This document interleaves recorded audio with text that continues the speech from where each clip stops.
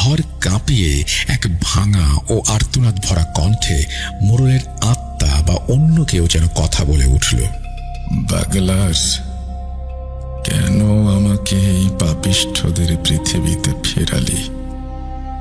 এই শরীরটা তো এখন মাটির বোঝা। যে রক্ত আমার শরীর থেকে বয়ে মাটিকে ভিজিয়ে দিয়েছে, সেই মাটির ঠান্ডা স্পর্শই তো আমার পাওনা।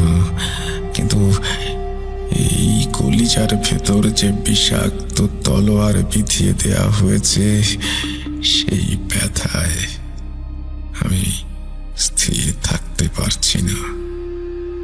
বাগলা দাদু নিজের চোখের জল মুছে অত্যন্ত গম্ভীর গলায় বললেন, বন্ধু, তোমার এই রক্তাক্ত দেহের বিচার না হওয়া পর্যন্ত এই গাম্বিয়ার মাটি শান্ত হবে না। কে তোমার সাথে এই বেইমানি করেছে? কার হাতের নখ তোমার এই বৃদ্ধ শরীরটাকে এভাবে খুব লেখেছে? নির্ভয়ে বলো বন্ধু, আজ সত্যের সামনে কোনো পর্দা থাকবে না। মোড়লের আত্মা এবার এক পৈশাচিক দীর্ঘশ্বাস ফেলল। অত্যন্ত করুণ এবং যন্ত্রণা কাতর সুরে সে বর্ণনা করতে শুরু করল সেই বীভৎস মুহূর্তের কথা। মূল ঘটনার গভীরে যাওয়ার আগে আপনাদের নিয়ে যেতে চাই পশ্চিম আফ্রিকার সেই গাম্বিয়ার উপকূলীয় জনপদে।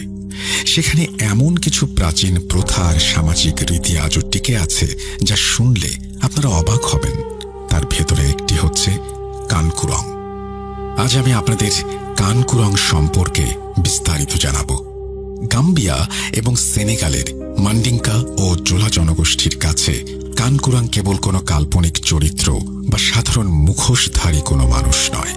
এটি হলো তাদের সমাজ ও সংস্কৃতির এক আদিম ও শক্তিশালী রক্ষা কবচ। কানকুরং শব্দের আক্ষরিক অর্থের চেয়েও এর গূঢ় তাৎপর্য অনেক বেশি।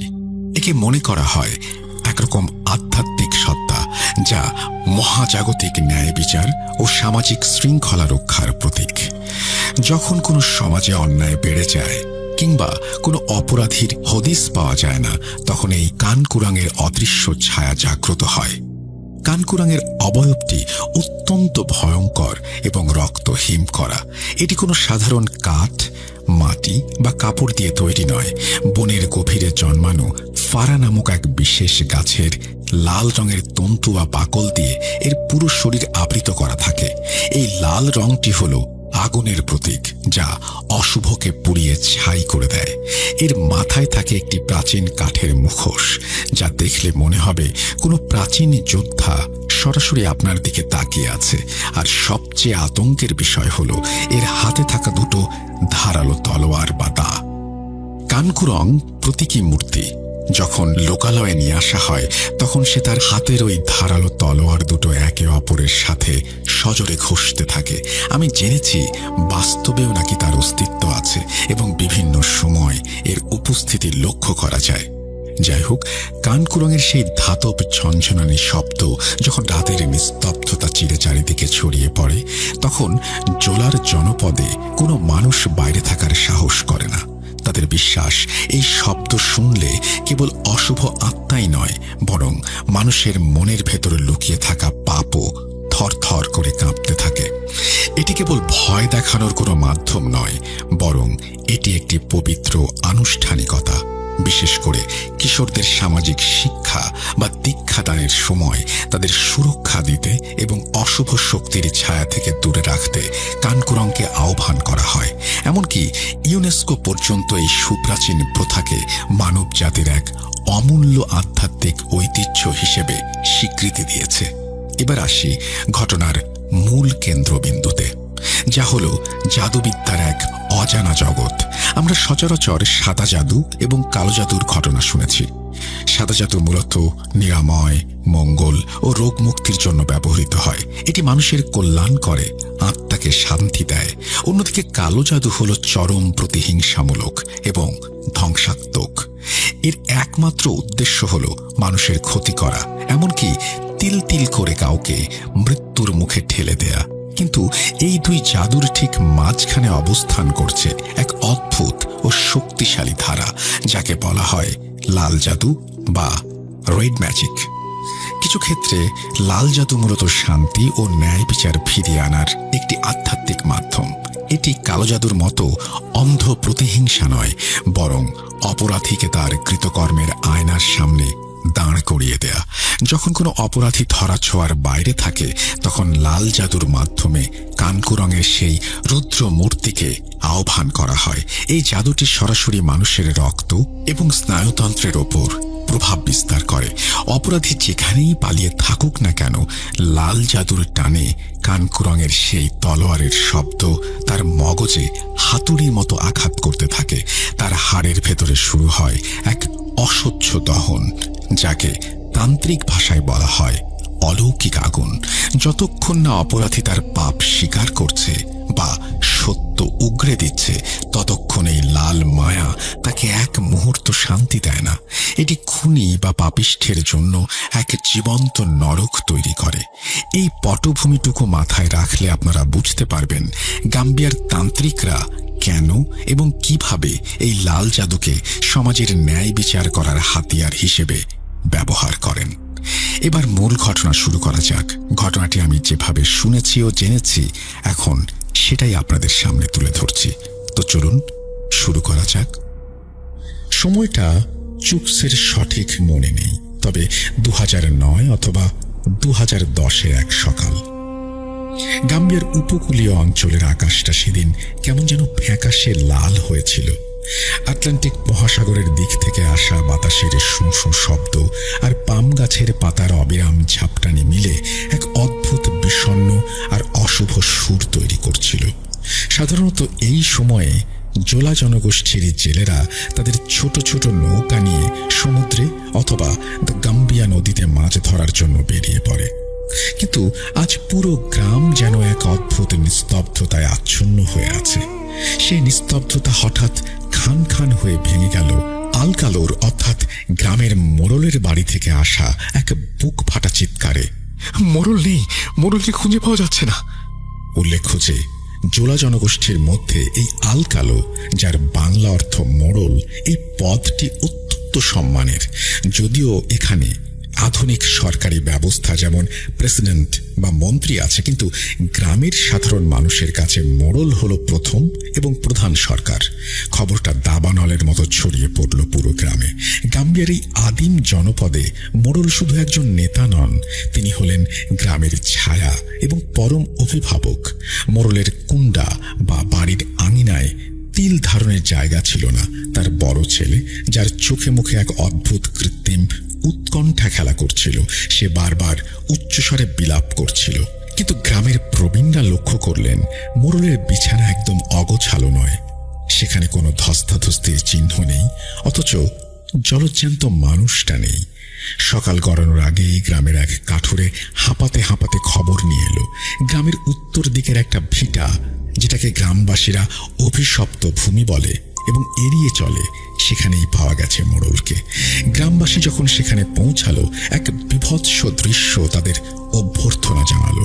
পরিত্যক্ত সেই জায়গায় মোড়লের দেহটা পড়ে আছে, কিন্তু এ কি, তার শরীরটা যেন কোনো বুনো জানোয়ার নয়, বরং অমানবিক কোনো আক্রোশে কেউ খুবলে নিয়েছে।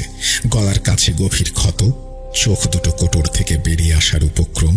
সবচেয়ে রহস্যময় বিষয় হলো লাশের চারপাশে মাটিতে মনে হলো কেউ গভীর করে হাল চাষ করেছে। তার নিথর দেহের পাশে দাঁড়িয়ে গ্রামের মানুষ ভয়ে সিঁটিয়ে গেল। সবার মনে একটাই প্রশ্ন, যে মোড়লকে সবাই মান্য করত, তাকে এভাবে কে মারতে পারে? এটা কি কোনো শত্রুতা, নাকি এর পেছনে লুকিয়ে আছে কোনো ভয়ঙ্কর কিছু? গ্রামের চারিদিকে তখন হাহাকার আর অস্থিরতা। মানুষ ফিসফাস করে বলতে লাগলো, এই মৃত্যু স্বাভাবিক নয়, এর প্রতিশোধ না নিলে পুরো গ্রামের উপর অভিশাপ নেমে আসবে।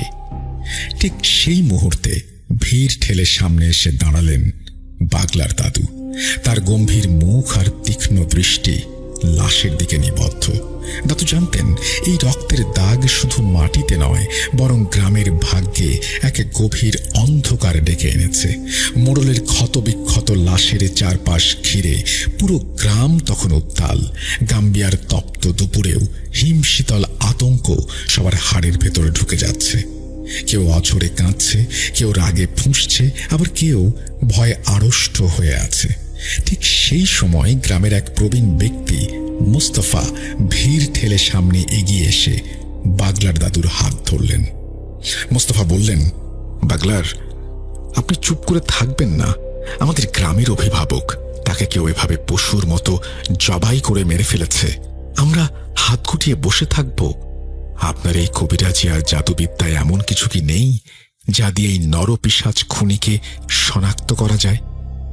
মুস্তফার কথা শেষ না হতেই চারপাশ থেকে শত শত কণ্ঠস্বর একসাথে গর্জে উঠল। হ্যাঁ বাগলার, আপনি আপনার জাদু দিয়ে খুনিকে খুঁজে বের করুন, আমরা এর বিচার চাই। বাগলার দাদু দীর্ঘক্ষণ কোনো কথা বললেন না। তার দৃষ্টি নিবদ্ধ ছিল মোড়লের লাশের দিকে। তিনি জানেন এই কাজটা সহজ নয়। ঠিক তখনই ভিড় চিরে সামনে এসে দাঁড়ালো মোড়লের বড় ছেলে। তার চোখ মুখে এক অদ্ভুত অস্থিরতা, কপালে বিন্দু বিন্দু ঘাম। সে গলার স্বর যতটা সম্ভব উঁচুতে তুলে বলল, থামুন আপনারা, এসব কি শুরু করেছেন? জাদু টোনা দিয়ে খুনি ধরা? আমরা কি এখনো অন্ধকার যুগে বাস করছি নাকি? আমার বাবার খুনিকে খুঁজে বের করার দায়িত্ব পুলিশের। আমি এখনই শহর থেকে পুলিশ ডাকার ব্যবস্থা করছি। এইসব অলৌকিক ভণ্ডামিতে সময় নষ্ট করে খুনিকে পালানোর সুযোগ দিতে চাই না আমি। ছেলের কথা শুনে গ্রামের মানুষের মধ্যে একটা গুঞ্জন ছড়িয়ে পড়ল।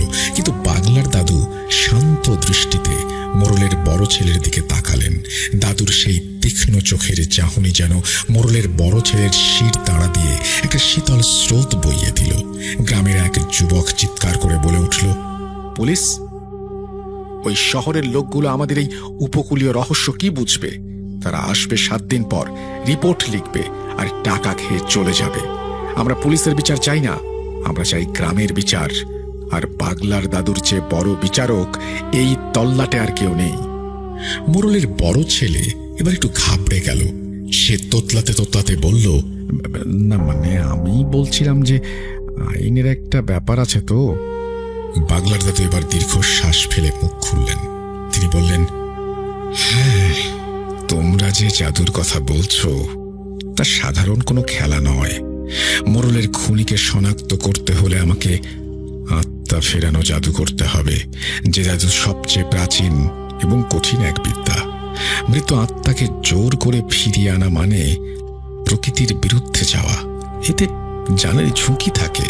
যদি আত্মার ক্রোধ শান্ত না করা যায় তবে মৃত্যু নিশ্চিত। চারপাশে এক ভয়াবহ নিস্তব্ধতা নেমে এলো। দাদুর কথায় বোঝা গেল পরিস্থিতি কতটা গুরুতর। কিন্তু গ্রামের মানুষের আকুতি আর মোড়লের আত্মার অতৃপ্তির কথা ভেবে দাদু তার মন শক্ত করলেন। তিনি মোড়লের বড় ছেলের চোখের দিকে সরাসরি তাকিয়ে শান্ত স্বরে বললেন, তোমার বাবার আত্মার শান্তি কি তুমি চাও না? যদি তার আত্মাকে ফিরিয়ে এনে জিজ্ঞেস করি খুনিকে, তাতে তোমার কোনো আপত্তি তো থাকার কথা না, নাকি তুমি ভয় পাচ্ছ? সবার উৎসুক দৃষ্টি এখন মোড়লের বড় ছেলের ওপর। সে বুঝতে পারল এখন আর বেশি বাধা দিলে সবাই তাকেই সন্দেহ করবে। তার গলা শুকিয়ে কাঠ হয়ে গেল। সে কোনো মতে ঢোক গিলে বলল, ভয় পাবো কেন? ঠিক আছে, আপনি যখন বলছেন, তবে কিছু না হলে আমি কিন্তু পুলিশ ডাকবই। এতক্ষণে নীরবে লালা দাদু সবকিছু পর্যবেক্ষণ করছিলেন। তার শান্ত অথচ অভিজ্ঞ চোখ দুটো প্রতিটি ঘটনার ওপর সজাগ দৃষ্টি রাখছিল। বাগলার দাদু এবার তার সেই বিশ্বস্ত ছায়াসঙ্গী এবং অন্য একজন অভিজ্ঞ কবিরাজকে, সম্ভবত ইব্রাহিম দাদুকে ইশারা করলেন। দাদু জানতেন এই আত্মা ফেরানো জাদু সাধারণ কোনো জাদু নয়, বরং এর প্রতিটি পদক্ষেপ অত্যন্ত ঝুঁকিপূর্ণ। তাই তিনি গম্ভীর গলায় বললেন, তৈরি হও। মোড়লের বাড়ি থেকে আত্মা ফেরানো জাদুর মতো এক কঠিন সিদ্ধান্তের পর বিকেলের সূর্যটা যখন পশ্চিম আকাশে ঢলে পড়েছে, তখন এক নিস্তব্ধ শোক যাত্রা রওনা হলো বাগলার দাদুর বাড়ির দিকে। মোড়লের ক্ষতবিক্ষত দেহটি একটি খাটিয়ায় করে বাগলার দাদুর বাড়িতে নেওয়া হলো। সেদিন দিনের আলোতেই বাগলার দাদু এবং লালা দাদু জাদুর উপকরণগুলো সংগ্রহ করে এবং বিন্যাস করে রেখেছিলেন। তাদের প্রক্রিয়াটি ছিল নির্ভুল। দাদুরা প্রথমে দুটো সরু কাঠ সংগ্রহ করলেন, যা দিয়ে মোড়লের হাত পাগুলো শক্ত করে বেঁধে দেয়া হলো। এই বাঁধন ছিল অত্যন্ত জরুরি, কারণ আত্মা ভর করলে মৃতদেহ অস্বাভাবিক শক্তিধর হয়ে উঠতে পারে। এরপর ছাগলের চর্বি, যা রোদে শুকিয়ে মোমের মতো শক্ত করা হয়েছে, বিশেষ তেল, একটি বড় ও কিছু ছোট মাটির পাত্র এবং টুকরো কাঠ সংগ্রহ করা হলো। সূর্য পশ্চিম আকাশে মিলিয়ে যাওয়ার সাথে সাথে এক অস্বাভাবিক নিস্তব্ধতা নেমে এলো গাম্বিয়ার এই উপকূলীয় অঞ্চলে। ঠিক তখনই বাগলার দাদু লালা দাদুকে ইশারা করলেন। বাইরে থেকে শেষ আলোটুকু মিলিয়ে যাওয়ার সাথে সাথে দাদুরা ধরাধরি করে লাশটা নিয়ে গেলেন বাগলার দাদুর কবিরাজি করার ছোট কুঁড়ে ঘরটিতে। কুঁড়ে ঘরের দরজা বন্ধ হয়ে গেল। টিমটিমে আলোয় সেই নিথর দেহটি ঘরের মাঝখানে আনা হলো। বাগলার দাদু আসনে বসলেন। তিনি বড় মাটির পাত্রে টুকরো কাঠ সাজাতে ব্যস্ত, আর লালা দাদু সেই দুটো সরু কাঠ বের করলেন। তিনি একটি কাঠের সাথে লাশের ডান হাত, ডান পা এবং অন্যটির সাথে বাম হাত, বাম পা অত্যন্ত শক্ত করে বেঁধে দিলেন। এরপর লাশের চারপাশে ছোট ছোট মাটির বাটি গোল করে সাজিয়ে ছাগলের চর্বি আর এক ধরনের কাপড়ের প্রলেপ দিয়ে বানানো ফিতা তৈরি করে প্রতিটি প্রদীপ জ্বালিয়ে দেওয়া হলো। বাগলার দাদু তার সামনের বড় মাটির পাত্র অথবা মালসায় আগুন জ্বালিয়ে দিতেই পুরো ঘর চর্বি পোড়া কটু গন্ধে আর ঘন ধোঁয়ায় ভরে গেল। সেই ধোঁয়ার সঙ্গ সইতে না পেরে বাগলার দাদু, লালা দাদু এবং তৃতীয় কবিরাজ কিছুক্ষণের জন্য কুঁড়ে ঘরটার বাইরে আসলেন। তারপরে তৃতীয় কবিরাজকে ভালো করে আত্মা ফেরানো জাদুর মন্ত্র শিখিয়ে যার যার আসনে বসলেন। বাগলার দাদু আগুনের মালসার সামনে বসলেন। বাগলার দাদুর নির্দেশে লালা দাদু এবং অন্য কবিরাজটি লাশের দুপাশে অর্থাৎ মাথা এবং পায়ের কাছে বসে কাঠ দুটো সর্বশক্তি দিয়ে চেপে ধরলেন। তারপর সবাই গম্ভীর স্বরে মন্ত্রপাঠ শুরু করলেন। মিনিট কয়েক পরেই কুঁড়ে ঘরের ভেতর এক অলৌকিক পরিবর্তন শুরু হলো। মাটির মেঝেটা হঠাৎ কেঁপে উঠল। মালসার আগুনের শিখাগুলো হঠাৎ নীলচে হয়ে লাফিয়ে উঠতে লাগলো। ধোঁয়ার কুণ্ডলীগুলো মৃতদেহের ওপর স্থির হয়ে এক বিভৎস ছায়া তৈরি করল। ঠিক তখনই বাগলার দাদু সেই আগুনের পাত্রটি ধরে লাশের চারপাশে ঘুরতে ঘুরতে চূড়ান্ত মন্ত্রপাঠ শুরু করলেন। মন্ত্রের তেজে জ্বলন্ত আগুন দাদুর হাতের তালু স্পর্শ করলেও সেগুলো অক্ষত রইল। হঠাৎ করেই মৃত মোড়লের শরীরটা একটা যেন ঝটকা দিয়ে উঠল। দাদু আর অন্য কবিরাজটি শক্ত করে সেই কাঠ দুটো চেপে ধরে রাখলেন। লাশের ভেতর থেকে এক অদ্ভুত গোঙানির শব্দ আসতে লাগলো। হঠাৎ ঘরের তাপমাত্রা কয়েক ডিগ্রি কমে গেল। ঠিক সেই মুহূর্তে মোড়লের নিথর দেহটি নড়ে উঠল, কিন্তু কাঠের বন্ধনের কারণে সে শুধু ছটফট করতে লাগলো। একসময় দেহটি শান্ত হলো। ঘরের সেই নিস্তব্ধতা ভেঙে এক পৈশাচিক কণ্ঠস্বর ভেসে এলো। মোড়লের রক্তাক্ত দেহটাকে ঘিরে তখন নীলচে ধোঁয়া কুণ্ডুলি পাকিয়ে আছে। ছাগলের চর্বি পোড়া সেই ভারী গন্ধ আর প্রদীপের শিখায় দেয়ালগুলো কাঁপছে। মোড়লের সেই খোলা চোখ দুটো হঠাৎ যেন জীবন্ত হয়ে উঠল, তবে সেই চোখে কোনো মায়া নেই, আছে কেবল এক অসীম যন্ত্রণার প্রতিচ্ছবি। ঘর কাঁপিয়ে এক ভাঙা ও আর্তনাদ ভরা কণ্ঠে মোড়লের আত্মা বা অন্য কেউ যেন কথা বলে উঠল। বাগলার, কেন আমাকে এই পাপিষ্ঠদের পৃথিবীতে ফেরালি? এই শরীরটা তো এখন মাটির বোঝা। যে রক্ত আমার শরীর থেকে বয়ে মাটিকে ভিজিয়ে দিয়েছে, সেই মাটির ঠান্ডা স্পর্শই তো আমার পাওনা। কিন্তু এই কলিজার ভেতর যে বিষাক্ত তলোয়ার বিধিয়ে দেয়া হয়েছে, সেই ব্যথায় আমি স্থির থাকতে পারছি না। বাগলা দাদু নিজের চোখের জল মুছে অত্যন্ত গম্ভীর গলায় বললেন, বন্ধু, তোমার এই রক্তাক্ত দেহের বিচার না হওয়া পর্যন্ত এই গাম্বিয়ার মাটি শান্ত হবে না। কে তোমার সাথে এই বেইমানি করেছে? কার হাতের নখ তোমার এই বৃদ্ধ শরীরটাকে এভাবে খুব লেখেছে?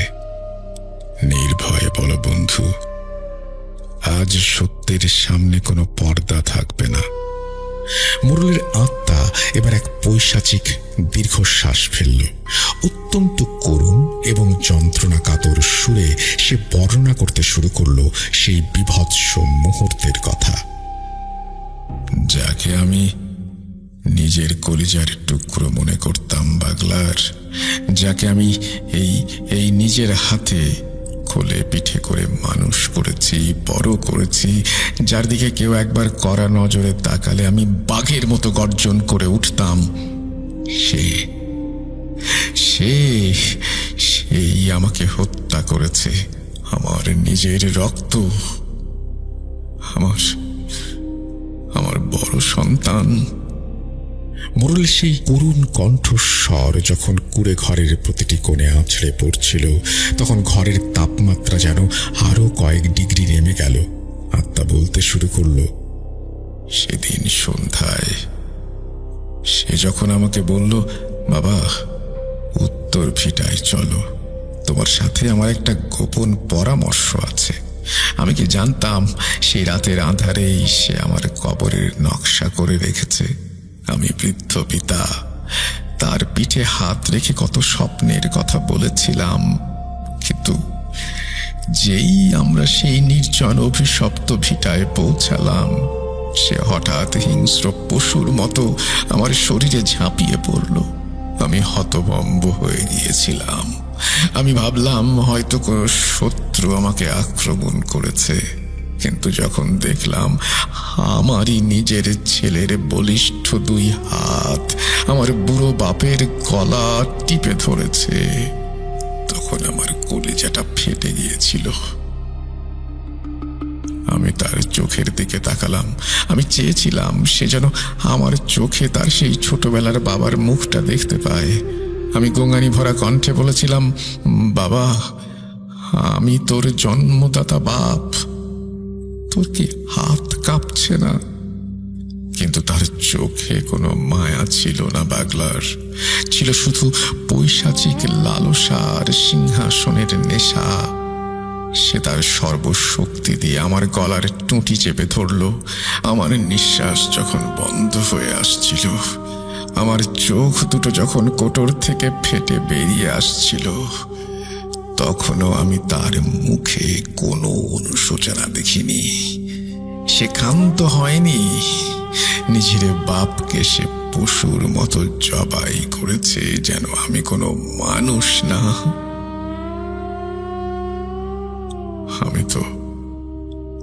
আমি তো মোরল হিসেবে আমার সময় প্রায় শেষই করে ফেলেছিলাম। এই সম্মান আর গ্রামের চাবি আমি খুব শীঘ্রই আমার বড় ছেলেকে দিয়ে দিতাম।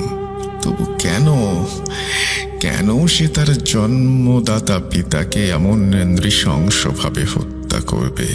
এত অধৈর্য হলো কিভাবে? মোরলের আত্মার মুখে সেই বিভৎস সত্য শোনার পর কুড়ে ঘরের ভেতরে কিছুক্ষণের নীরবতা নেমে এলো।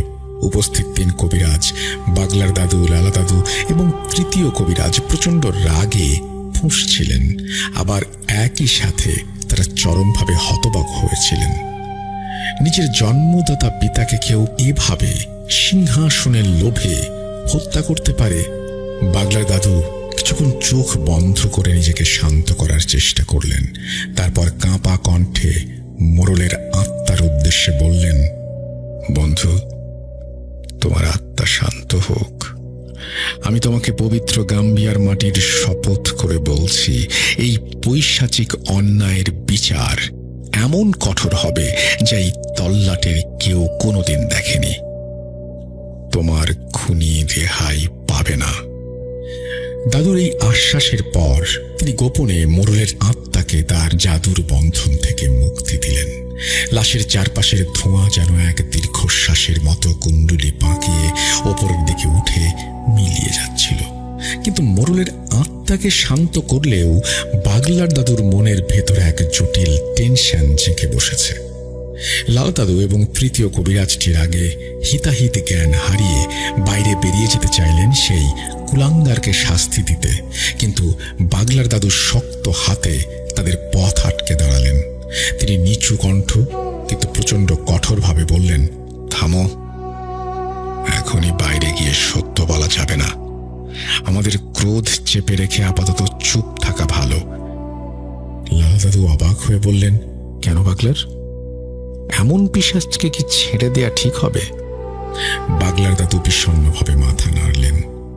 ছেড়ে দেওয়ার প্রশ্নই আসে না, কিন্তু একটা বিষয় কি তোমরা ভেবেছ, যে ছেলে এমনিতেই পরবর্তীতে মোড়ল হতে যাচ্ছিল, সে কেন হুট করে তার বাবাকে মারতে যাবে? এই সিংহাসন তো তার হাতেই আছে।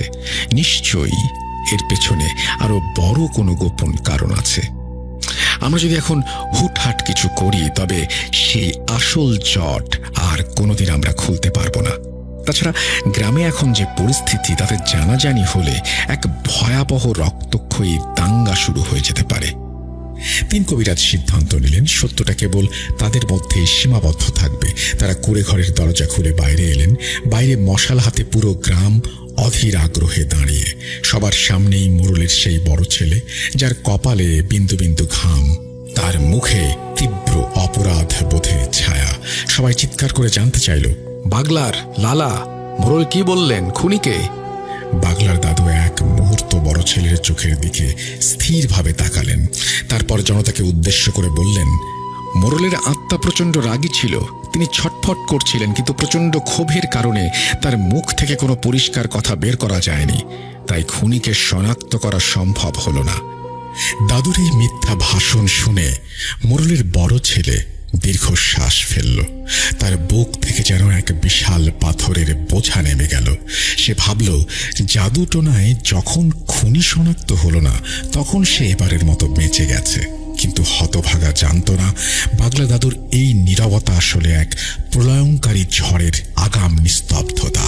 দাদু অত্যন্ত গম্ভীর গলায় গ্রামবাসীদের উদ্দেশ্যে নির্দেশ দিলেন, সবাই শান্ত হও। একটা অঘটন ঘটে গেছে। এখন আমাদের প্রধান কাজ হলো মোড়লকে সম্মানের সাথে শেষ বিদায় জানানো। তার আত্মা বড় অশান্ত হয়ে আছে, তাকে দ্রুত মাটির আশ্রয়ে যেতে দাও। মোড়লের বড় ছেলে, যে কিছুক্ষণ আগেও পুলিশ ডাকার জন্য চিৎকার করছিল, সে হঠাৎ করে সুর পাল্টে ফেলল। সেও বাগলার দাদুর সাথে তাল মিলিয়ে বলল, হ্যাঁ হ্যাঁ, তাই হোক। আগামীকাল সকালে দাফন কাফন সম্পন্ন করে ফেলাই ভালো। গ্রামের মুরব্বীরাও বাগলার দাদু ও মোড়লের বড় ছেলের কথায় সায় দিলেন। সিদ্ধান্ত হলো পরের দিন সকালেই মোড়লের দাফন সম্পন্ন হবে। কিন্তু গ্রামের এক প্রবীণ ব্যক্তি যখন মোড়লের বড় ছেলেকে জিজ্ঞেস করলেন, বাবা, তুমি না বললে শহর থেকে পুলিশ নিয়ে আসবে? আইনের লোক না এলে তো খুনি ধরা পড়বে না। তখন বড় ছেলেটি অত্যন্ত কৌশলে চিবুক নামিয়ে ধরা গলায় বলল, না কাকা, আমি অনেক ভেবে দেখলাম। আপনারা তো শুনেছেন বাবার আত্মা কতটা রাগী হয়ে আছে। এখন পুলিশ এলে লাশের ময়নাতদন্ত হবে, কাটা ছেঁড়া হবে। আমি চাই না আমার বাবার এই পবিত্র শরীর নিয়ে শহরের লোকগুলো টানাটানি করুক, তাতে তার আত্মারও কষ্ট পাবে।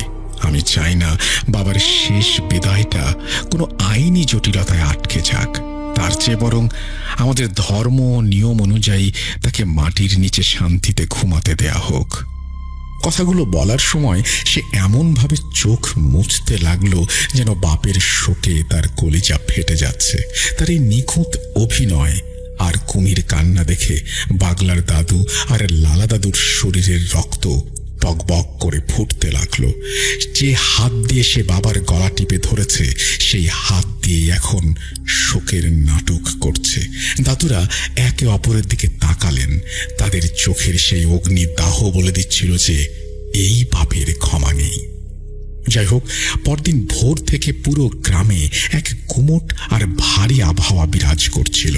উপকূলীয় বাতাসের শোঁ শোঁ শব্দ যেন এক কান্নার রূপ নিয়েছে। মোড়লের বাড়ির আঙিনায় ধূপ আর আগরবাতির গন্ধ ছাপিয়ে এক অদ্ভুতের নিস্তব্ধতা সবাইকে গ্রাস করে রেখেছিল। অবশেষে পরদিন সকালে পুরো গ্রামের মানুষের উপস্থিতিতে তাঁর ধর্ম ইসলাম অনুযায়ী মোড়লের জানাজা ও দাফন সম্পন্ন হলো। মোড়লকে কবরে শোয়ানোর সময় বড় ছেলেটি সবার চেয়ে বেশি বিলাপ করল, কিন্তু বাগলার ও লালা দাদু শুধু দূর থেকে দাঁড়িয়ে তা পর্যবেক্ষণ করছিলেন। দাফন শেষ হওয়ার পরে বাগলা দাদু লালা দাদুর কানে কানে বললেন, আজকের রাতটাকে শান্তিতে ঘুমাতে দাও লালা। কাল থেকে ওর প্রতিটি নিঃশ্বাস হবে আগুনের মতো গরম। কাল সন্ধ্যার পর থেকেই ওর জীবনে নরক শুরু হবে। লালা দাদু সম্মতি জানিয়ে মাথা নাড়লেন। সেদিন মোড়লের দাফন সম্পন্ন হওয়ার পর গ্রামের আকাশটা যেন আরো গুমোট হয়ে উঠল। বড় ছেলেটিকে তার বাবার দায়িত্ব বুঝিয়ে দিয়ে দাফনের ঠিক পরের দিন দুপুরে বাগলার দাদু এবং লালা দাদু তাঁদের বিশেষ কবিরাজি ঘরে এক গোপন আলোচনায় বসলেন। কিভাবে মোড়লের বড় ছেলেকে শায়েস্তা করবেন সেই ছক আঁকতে থাকলেন। সিদ্ধান্ত হলো এক ভয়ঙ্কর লাল জাদু করবেন তার উপরে, যাকে বলা হয় কানকুরং। তবে এই লাল জাদু কানকুরঙের সেই আধ্যাত্মিক শক্তি জাগ্রত করা সাধারণ কোনো কাজ নয়। এটি করতে গেলে যেমন অভিজ্ঞতা, মনের জোর লাগে, তেমনি প্রয়োজন হয় বিরল কিছু উপকরণ। বাগলার দাদু লালা দাদুকে বললেন, লালা, এই পাপিষ্ঠ কেবল তার পিতাকে হত্যা করেনি, সে আমাদের পবিত্র মাটি আর গোত্র ও পুরো গ্রামবাসীকে কলঙ্কিত করেছে। তাই এর বিচার হবে লাল জাদুতে। তারপর দাদুরা সিদ্ধান্ত নিলেন, স্থির করলেন, এই জনপদের প্রাচীন রক্ষক সেই কানকুরঙের শক্তিকে আহ্বান করবেন, যার সম্পর্কে আমি শুরুতে আপনাদের বলেছি। যাই হোক, তারা দিনের বেলাতেই বনের গভীর থেকে সংগ্রহ করে আনলেন ফারা গাছের লাল ছাল বা বাকল, যা কানকুরঙের প্রতীক। এরপর সংগ্রহ করা হলো বিশেষ এক ধরনের লাল মাটি, এক কালচে রঙের পাহাড়ি পাখির পালক এবং রিচুয়ালের জন্য একটি পশুর তাজা রক্ত। দাদুরা জানতেন, লাল জাদু একবার শুরু হলে তা মাঝপথে থামানো অসম্ভব। যদি খুনি সত্য স্বীকার না করে, তবে এই জাদু তাকে তিলে তিলে ছাই করে দেবে। সন্ধ্যার আগেই দাদুরা সমস্ত উপকরণ গুছিয়ে নিলেন এবং নিজেদের মানসিকভাবে প্রস্তুত করলেন এক ভয়ঙ্কর আধ্যাত্মিক যুদ্ধের জন্য। দাফনের পরের রাত পুরো গ্রাম তখনও এক গভীর শোকে আচ্ছন্ন, নিস্তব্ধতায় ডুবে আছে। তখন বাগলার দাদুর সেই মাটির কুড়ে ঘরের ভেতরে জ্বলছে এক মরণপণ যুদ্ধের আগুন। ঘরের দরজা বন্ধ, ভেতরে টিমটিমে আলোর প্রদীপগুলো যেন এক অশুভ সংকেতে কাঁপছে। ঘরের মাঝখানে বাগলার দাদু আর লালা দাদু মুখোমুখি বসে আছেন। তাদের মাঝখানে রাখা হয়েছে লাল মাটি আর কোনো এক পশুর রক্তের ঘন মিশ্রণ। বাগলার দাদু ঘরের মাঝখানের মেঝেটা পরিষ্কার করে সেখানে বনের সেই বিরল লাল মাটি আর তাজা পশুর রক্ত মিশিয়ে একটি ঘন প্রলেপ তৈরি করলেন। এরপর দাদু তার অভিজ্ঞ আঙুল দিয়ে মেঝের ওপর একটি পূর্ণাঙ্গ মানুষের অবয়ব আঁকলেন, মোড়লের বড় ছেলের নামে। অবয়বটি এতটাই জীবন্ত দেখাচ্ছিল যে মনে হচ্ছিল মেঝেতে কোনো রক্ত মাখা দেহ শুয়ে আছে। কানকুরং মন্ত্র পড়ে বাগলার দাদু হাতের তালু দিয়ে সেই অবয়বের কপালে স্পর্শ করতেই ঘরের টিমটিমে প্রদীপগুলো নীলচে হয়ে চলে উঠল।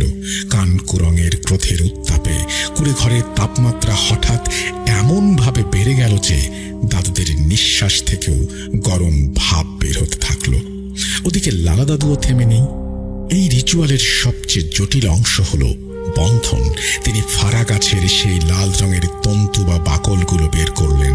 তিনি অত্যন্ত নিচু এবং গম্ভীর স্বরে প্রাচীন অজানা ভাষায় কানকুরং মন্ত্র পাঠ করে মোড়লের বড় ছেলের নামে সেই ফারা গাছের বাকলে এক একটা গিট দিতে লাগলেন। প্রতিটি গিট দেওয়ার সময় কুড়ে ঘরের বাইরে পাম গাছের পাতাগুলো অস্বাভাবিক জোরে ছটফট করতে লাগলো, যেন কোনো অবিশ্ব শক্তি এই বাঁধনগুলোকে প্রত্যক্ষ করছে। এবার বাগলার দাদু সেই কালচে পাহাড়ি পাখির পালকটি বের পালকটি পশুর রক্তে ডুবিয়ে তিনি মাটির অবয়বের ঠিক মাঝখানে অর্থাৎ কলিজার ওপর গেঁথে দিলেন। এরপর আরো কিছু তান্ত্রিক নকশা আঁকলেন ও গোপন কাজ শেষে দাদুরা শুরু করলেন তার চূড়ান্ত মন্ত্রপাঠ। বাগলার দাদু এবং লালা দাদু একে অপরের হাত ধরে গোল হয়ে বসলেন। হঠাৎ করেই কুঁড়ে ঘরের চারিদিকে দেয়াল থেকে এক কর্কশ শব্দ ভেসে আসতে শুরু করল। দুটি ধাতব তলোয়ার বা দা একে অপরের সাথে ঘষলে যেমন শব্দ হয়, সেই আওয়াজই আসছিল তখন। এই শব্দই প্রমাণ করে যে কানকুরঙের আত্মা জাগ্রত হয়েছে। শব্দের তীব্রতায় ঘরের আসবাবপত্র কাঁপতে শুরু করলো। প্রদীপের শিখাগুলো উন্মাদের মতো লাফিয়ে উঠতে লাগলো। দাদু তখন উচ্চ স্বরে চিৎকার করে বললেন, হে কানকুরং, পবিত্র আত্মা, ইত্যাদি ইত্যাদি। বাতাসে তখন কানকুরঙের সেই তলোয়ারের শব্দের সাথে এক আর্তনাদ মেশানো গোঙানি শোনা যাচ্ছিল, যা সাধারণ মানুষের কানে শোনা অসম্ভব। বাগলার ও লালা দাদু বুঝতে পারলেন লাল জাদুর চাকা ঘুরে গেছে। এই জাদুর অদৃশ্য শিকল এখন সেই ঘাতকের হাড়ের ভেতরে বিঁধেছে। ও যেখানেই থাকুক না কেন, এই রিচুয়ালের প্রভাবে কানকুরঙের ছায়া তাকে জমের মতো তাড়া করবে। তার প্রতিটি নিঃশ্বাস তখন হয়ে উঠবে আগুনের মতো গরম, আর হাড়ের ভেতর শুরু হবে হাহাকার।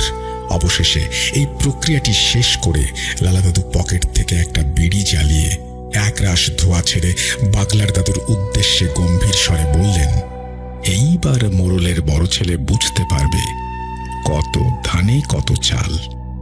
বাগলার দাদুর চোখ তখনও সেই রক্তে আঁকা মোড়লের বড় ছেলের প্রতীকী অবয়বের দিকে স্থির। তিনি ধীরে ধীরে লালা দাদুর দিকে তাকালেন। তার কণ্ঠস্বর স্বাভাবিকের চেয়ে অনেক বেশি গম্ভীর আর প্রতিধ্বনিময় শোনাল। লোভ আর নেশা মানুষকে পশুর চেয়েও অধম করে দেয় লালা। ও ভেবেছিল বাপের পবিত্র রক্ত ধুয়ে নিলেই গ্রামের নিজের রাজত্ব কায়েম করা যায়, কিন্তু ও জানে না জোলাদের এই মাটি বেঈমানি সহ্য করে না। জাদুর সেই অন্ধকার রাত কাটার পর থেকেই শুরু হলো গাম্বিয়ার ওই আদিম জনপদে এক অলৌকিক আর পৈশাচিক অধ্যায়। বাগলার দাদুর কুড়ে ঘরে যে লাল মায়ার চাকা ঘুরছিল, তার অদৃশ্য ফাঁস ধীরে ধীরে মোড়লের বড় ছেলের গলার ওপর চেপে বসতে শুরু করল। আগামী 7 দিন তার জন্য হতে যাচ্ছিল এই পৃথিবীর বুকে এক জীবন্ত নরক। এই 7 দিন তার সাথে কি কি ঘটল সেটা সে নিজেই স্বীকার করতে বাধ্য হয়েছিল। আমি সেটা এখন বর্ণনা করছি। প্রথম ও দ্বিতীয় দিন। প্রথম দিন থেকেই বড় ছেলেটি অনুভব করতে লাগলো তার শরীরের তাপমাত্রা স্বাভাবিকের চেয়ে বেড়ে গেছে। সে ভাবল হয়তো বাপকে হত্যার অপরাধ বোধ এবং অনুশোচনা আর খাটাখাটনিতে তার শরীর খারাপ হয়েছে। কিন্তু দ্বিতীয় দিন থেকে আবহাওয়া পাল্টে গেল। সে যখনই পানি পান করতে চায় তার মনে হয় সে ফুটন্ত গরম তেল গিলছে। তৃষ্ণায় বুক ফেটে যাচ্ছে, কিন্তু পানি স্পর্শ করলেই তার জিভ পুড়ে যাওয়ার উপক্রম। তার কানে অবিরাম বেজে চলল সেই কর্কশ ধাতব শব্দ। সে এদিক ওদিক তাকায়, কিন্তু আশেপাশে কেউ নেই। অথচ তার মনে হয় ঠিক তার ঘাড়ের পেছনে কেউ একজন দাঁড়িয়ে তীক্ষ্ণ তলোয়ার একে অপরের সাথে ঘষছে। তৃতীয় ও চতুর্থ দিন। তৃতীয় দিনে তার চোখের দৃষ্টি কেমন যেন ঘোলাটে হয়ে এলো। সে এখন দিনে দুপুরে ঘরের কোণে একটা লাল রঙের দানবীয় অবয়ব দেখতে পায়। সেটা সেই কানকুরং, ফারা গাছের লাল তন্তুতে ঢাকা বিচারক। সে যতবার চোখ বন্ধ করে ততবার দেখে বাবার সেই রক্ত মাখা নিথর দেহটা উত্তর ভিটায় পড়ে আছে, আর বাবা হাত বাড়িয়ে তাকে ডাকছে। চতুর্থ দিনে তার শিরার ভেতর দিয়ে রক্ত নয়, যেন ফুটন্ত সীসা বইতে শুরু করে। তার হাড়ের ভেতরে শুরু হয় এক তীব্র দহন। সে নিজের নখ দিয়ে নিজের চামড়া খুবলে ফেলতে লাগলো, যেন চামড়ার নিচে কেউ আগুন জ্বেলে দিয়েছে। পঞ্চম ও ষষ্ঠ দিন। ষষ্ঠ দিনে সে পুরোপুরি উন্মাদের মতো হয়ে গেল। গ্রামের মানুষ দেখল তাদের নতুন মোড়ল উস্কো খুস্কো চুলে, রক্তবর্ণ চোখে গ্রামের পথে পথে পাগলের মতো দৌড়াচ্ছে। সে মাঝে মাঝে হঠাৎ থমকে দাঁড়িয়ে বাতাসের সাথে হাতাহাতি করে, যেন অদৃশ্য কেউ তাকে তলোয়ার দিয়ে আঘাত করছে। সে চিৎকার করে বলতে থাকে, আমাকে ছেড়ে দাও, ওই লাল তন্তুগুলো আমার টুটি চেপে ধরছে। বাবা, বাবা, আমাকে ক্ষমা করো। তাছাড়া তার ঘর থেকে ভেসে আসতে লাগলো পৈশাচিক আর্তনাদ। কেউ তার কাছে যাওয়ার সাহস পাচ্ছিল না। যারা গিয়েছিল তারা দেখল বড় ছেলের শরীর থেকে এক ধরনের নীলচে ধোঁয়া বের হচ্ছে, যা কোনো সাধারণ মানুষের ক্ষেত্রে অসম্ভব। সপ্তম দিন, চূড়ান্ত স্বীকারোক্তি। অবশেষে সেই সপ্তম দিন। সূর্যের আলো তখন উপকূলীয় বালু আর পাম গাছের পাতায় ফ্যাকাশে হয়ে ছড়িয়ে পড়েছে। পুরো গ্রামের মানুষ তখন মোড়লের কুণ্ডার বা বাড়ির আঙিনার সামনে ভিড় করে দাঁড়িয়েছে। ঠিক সেই সময় বড় ছেলেটি উন্মাদের মতো ঘর থেকে হামাগুড়ি দিয়ে বেরিয়ে এলো। তার পরনে রাজকীয় পোশাক ছিঁড়ে ছিন্ন ভিন্ন হয়ে গেছে। তার সারা শরীর নিজের নখের আঁচড়ে রক্তাক্ত। সে উঠোনের ঠিক মাঝখানে এসে উপুড় হয়ে পড়ে চিৎকার করে কাঁদতে লাগলো। হঠাৎ সে মাথা তুলে সবার দিকে তাকালো। তার চোখ দুটো যেন কোটর থেকে বেরিয়ে আসার উপক্রম। সে কাঁপতে কাঁপতে বলতে শুরু করলো, আমি আর সইতে পারছি না, কেউ আমাকে এই আগুন থেকে বাঁচান। কান কুরং আমার কলজাটা তলোয়ার দিয়ে খুব লেখাচ্ছে। সবাই স্তম্ভিত হয়ে তার দিকে তাকিয়ে রইল। সে তখন ফুঁপিয়ে ফুঁপিয়ে জনসম্মুখে বলতে শুরু করলো সেই গোপন পাপের কথা। আমি আমার বাবাকে মেরেছি। আমি আমার জন্মদাতা পিতাকে এই নিজ হাতে জবাই করেছি। ক্ষমতার লোভে আমি অন্ধ হয়ে গিয়েছিলাম। সেদিন সন্ধ্যায় আমি বাবাকে ফুসলিয়ে ওই উত্তর ভিটায় নিয়ে গিয়েছিলাম। বাবা যখন আমার পিঠে হাত রেখে স্নেহের কথা বলছিল, তখনই আমি পেছন থেকে তার টুঁটি চেপে ধরেছিলাম। বাবা গোঙাতে গোঙাতে বলেছিল, বাবারে, আমি তোর জন্মদাতা বাপ। কিন্তু আমার হাত কাঁপেনি। আমি ছুরি দিয়ে তাকে পশুর মতো জবাই করেছি। আমি টাকার নেশায় পিশাচ হয়ে গিয়েছিলাম। গ্রামবাসীদের অনুদানের জন্য মোটা অঙ্কের টাকা পেয়েছিল বাবা। আমি বাবাকে বলেছিলাম সেই টাকা আত্মসাৎ করতে, কিন্তু তিনি সৎ, দয়ালু। তিনি আমার প্রস্তাব প্রত্যাখ্যান করে উল্টো আমাকে হুমকি দিলেন, এখন আমি যা ভাবছি, তোমার মতো লোভী ছেলের হাতে এই বিশাল দায়িত্ব আমি তুলে দেব না। বাবার কথা শুনে আমি রেগে গিয়েছিলাম, ভয় পেয়েছিলাম। তাই তাকে দুনিয়া থেকে সরিয়ে দেওয়ার এক নিষ্ঠুর পরিকল্পনা করেছি। আমি বুঝতে পারিনি আমি অন্যায় করেছি। কথাগুলো বলতে বলতে সে মাটিতে মাথা ঠুকতে লাগলো। সে হাত জোর করে সবার কাছে ক্ষমা ভিক্ষা করলো। তোমরা আমাকে ক্ষমা করো, প্রয়োজনে আমাকে যে কোনো শাস্তি দাও, তাও এই লাল জাদুর আগুন থেকে আমাকে বাঁচাও। আমি চোখের সামনে প্রতি মুহূর্তে বাবাকে দেখতে পাচ্ছি। সে ওই লাল তন্তু পরা কান কুরঙের তলোয়ারের ডগায় আমার কলিজাটা বিধিয়ে দিচ্ছে। উপস্থিত গ্রামবাসীদের মধ্যে এক ভয়াবহ নিস্তব্ধতা নেমে এলো। যে মানুষটাকে তারা পরম শ্রদ্ধা করত, তাকে তারই সন্তান এভাবে পশুর মতো হত্যা করেছে। এই সত্য শোনার পর তাদের শরীরের রক্ত টগবগ করে ফুটতে শুরু করলো। ক্রোধে অনেকে লাঠি সোটা নিয়ে বের হয়ে এসেছে। বাগলার দাদু আর ডালা দাদু তখন ভিড় ঠেলে সামনে এসে দাঁড়ালেন। বড় ছেলের সেই পৈশাচিক স্বীকারোক্তি যখন বাতাসের শোঁ শোঁ শব্দের সাথে মিশে পুরো গ্রামে প্রতিধ্বনিত হলো, তখন উপস্থিত কয়েকশো গ্রামবাসীর রক্ত টকবক করে ফুটতে শুরু করলো। লাঠি হাতে দাঁড়িয়ে থাকা যুবকদের হাতের মুঠি শক্ত হয়ে এলো। জনতার সেই পুঞ্জীভূত ঘৃণা আগ্নেয়গিরির মতো ফেটে পড়ার উপক্রম। ঠিক তখনই বাগলার দাদু হাত উঁচিয়ে জনতার সামনে এসে দাঁড়ালেন। লালা দাদুও তার পাশে এসে রুখে দাঁড়ালেন। বাগলার দাদু বজ্রকণ্ঠে বললেন, থামো তোমরা, কেউ ওর গায়ে হাত তুলবে না। নিজের হাত দাদুকে ওর অপবিত্র রক্তে কলঙ্কিত করো না। ওর জন্য মৃত্যু অনেক সহজ এক পুরস্কার হয়ে যাবে। লালা দাদু গম্ভীর স্বরে যোগ করলেন, আমরা তান্ত্রিক, আমরা খুনি নই। কানকুরঙের অভিশাপ ওর হাড়ের ভেতরে ঢুকে গেছে। আমাদের ইচ্ছায় ও মরবে না। ও আজীবন এই উপকূলের পথে পথে উন্মাদের মতো ঘুরে বেড়াবে। ওর প্রতিটি নিঃশ্বাস হবে আগুনের মতো গরম। নিজের জন্মদাতা পিতাকে হত্যার এই পাপ ও সারা জীবন বয়ে বেড়াবে। মৃত্যু ওকে ধরা দেবে না, অথচ জীবন হবে ওর জন্য নরক। এটাই হবে ওর অমোঘ শাস্তি। কিন্তু জোলার সেই সাহসী জনপদ আজ আর দাদুদের কোনো আধ্যাত্মিক দর্শনে শান্ত হতে চাইল না। জনতা তখন ক্ষিপ্ত বাঘের মতো গর্জে উঠল। ভিড় থেকে একজন চিৎকার করে বলল, না বাগলার, আপনি আপনার বিচার করেছেন জাদুতে, কিন্তু আমরা বিচার করব রক্তে। যে কুলাঙ্গার ক্ষমতার জন্য নিজের বাবাকে নির্মমভাবে হত্যা করতে পারে, সে যে কোনো কিছু করে ফেলতে পারে। এই পিশাচের কোনো ক্ষমা নেই। দাদুরা বারবার বাধা দেওয়ার চেষ্টা করলেন, কিন্তু উন্মত্ত জনস্রোতের সামনে সেই বাধা খড়কুটোর মতো উড়ে গেল। শত শত মানুষ দাদুদের সরিয়ে দিয়ে ঝাঁপিয়ে পড়ল সেই ঘাতকের ওপর। বড় ছেলেটি তখনও লাল জাদুর যন্ত্রণায় কুঁকড়ে পড়েছিল, কিন্তু মানুষের আক্রোশের সামনে সেই যন্ত্রণা যেন তুচ্ছ হয়ে গেল। লাঠির বাড়ির শব্দ আর আর্তনাদ বাতাসের সাথে মিশে যেতে লাগলো। দাদুরা অসহায়ভাবে দূরে দাঁড়িয়ে দীর্ঘশ্বাস ফেললেন।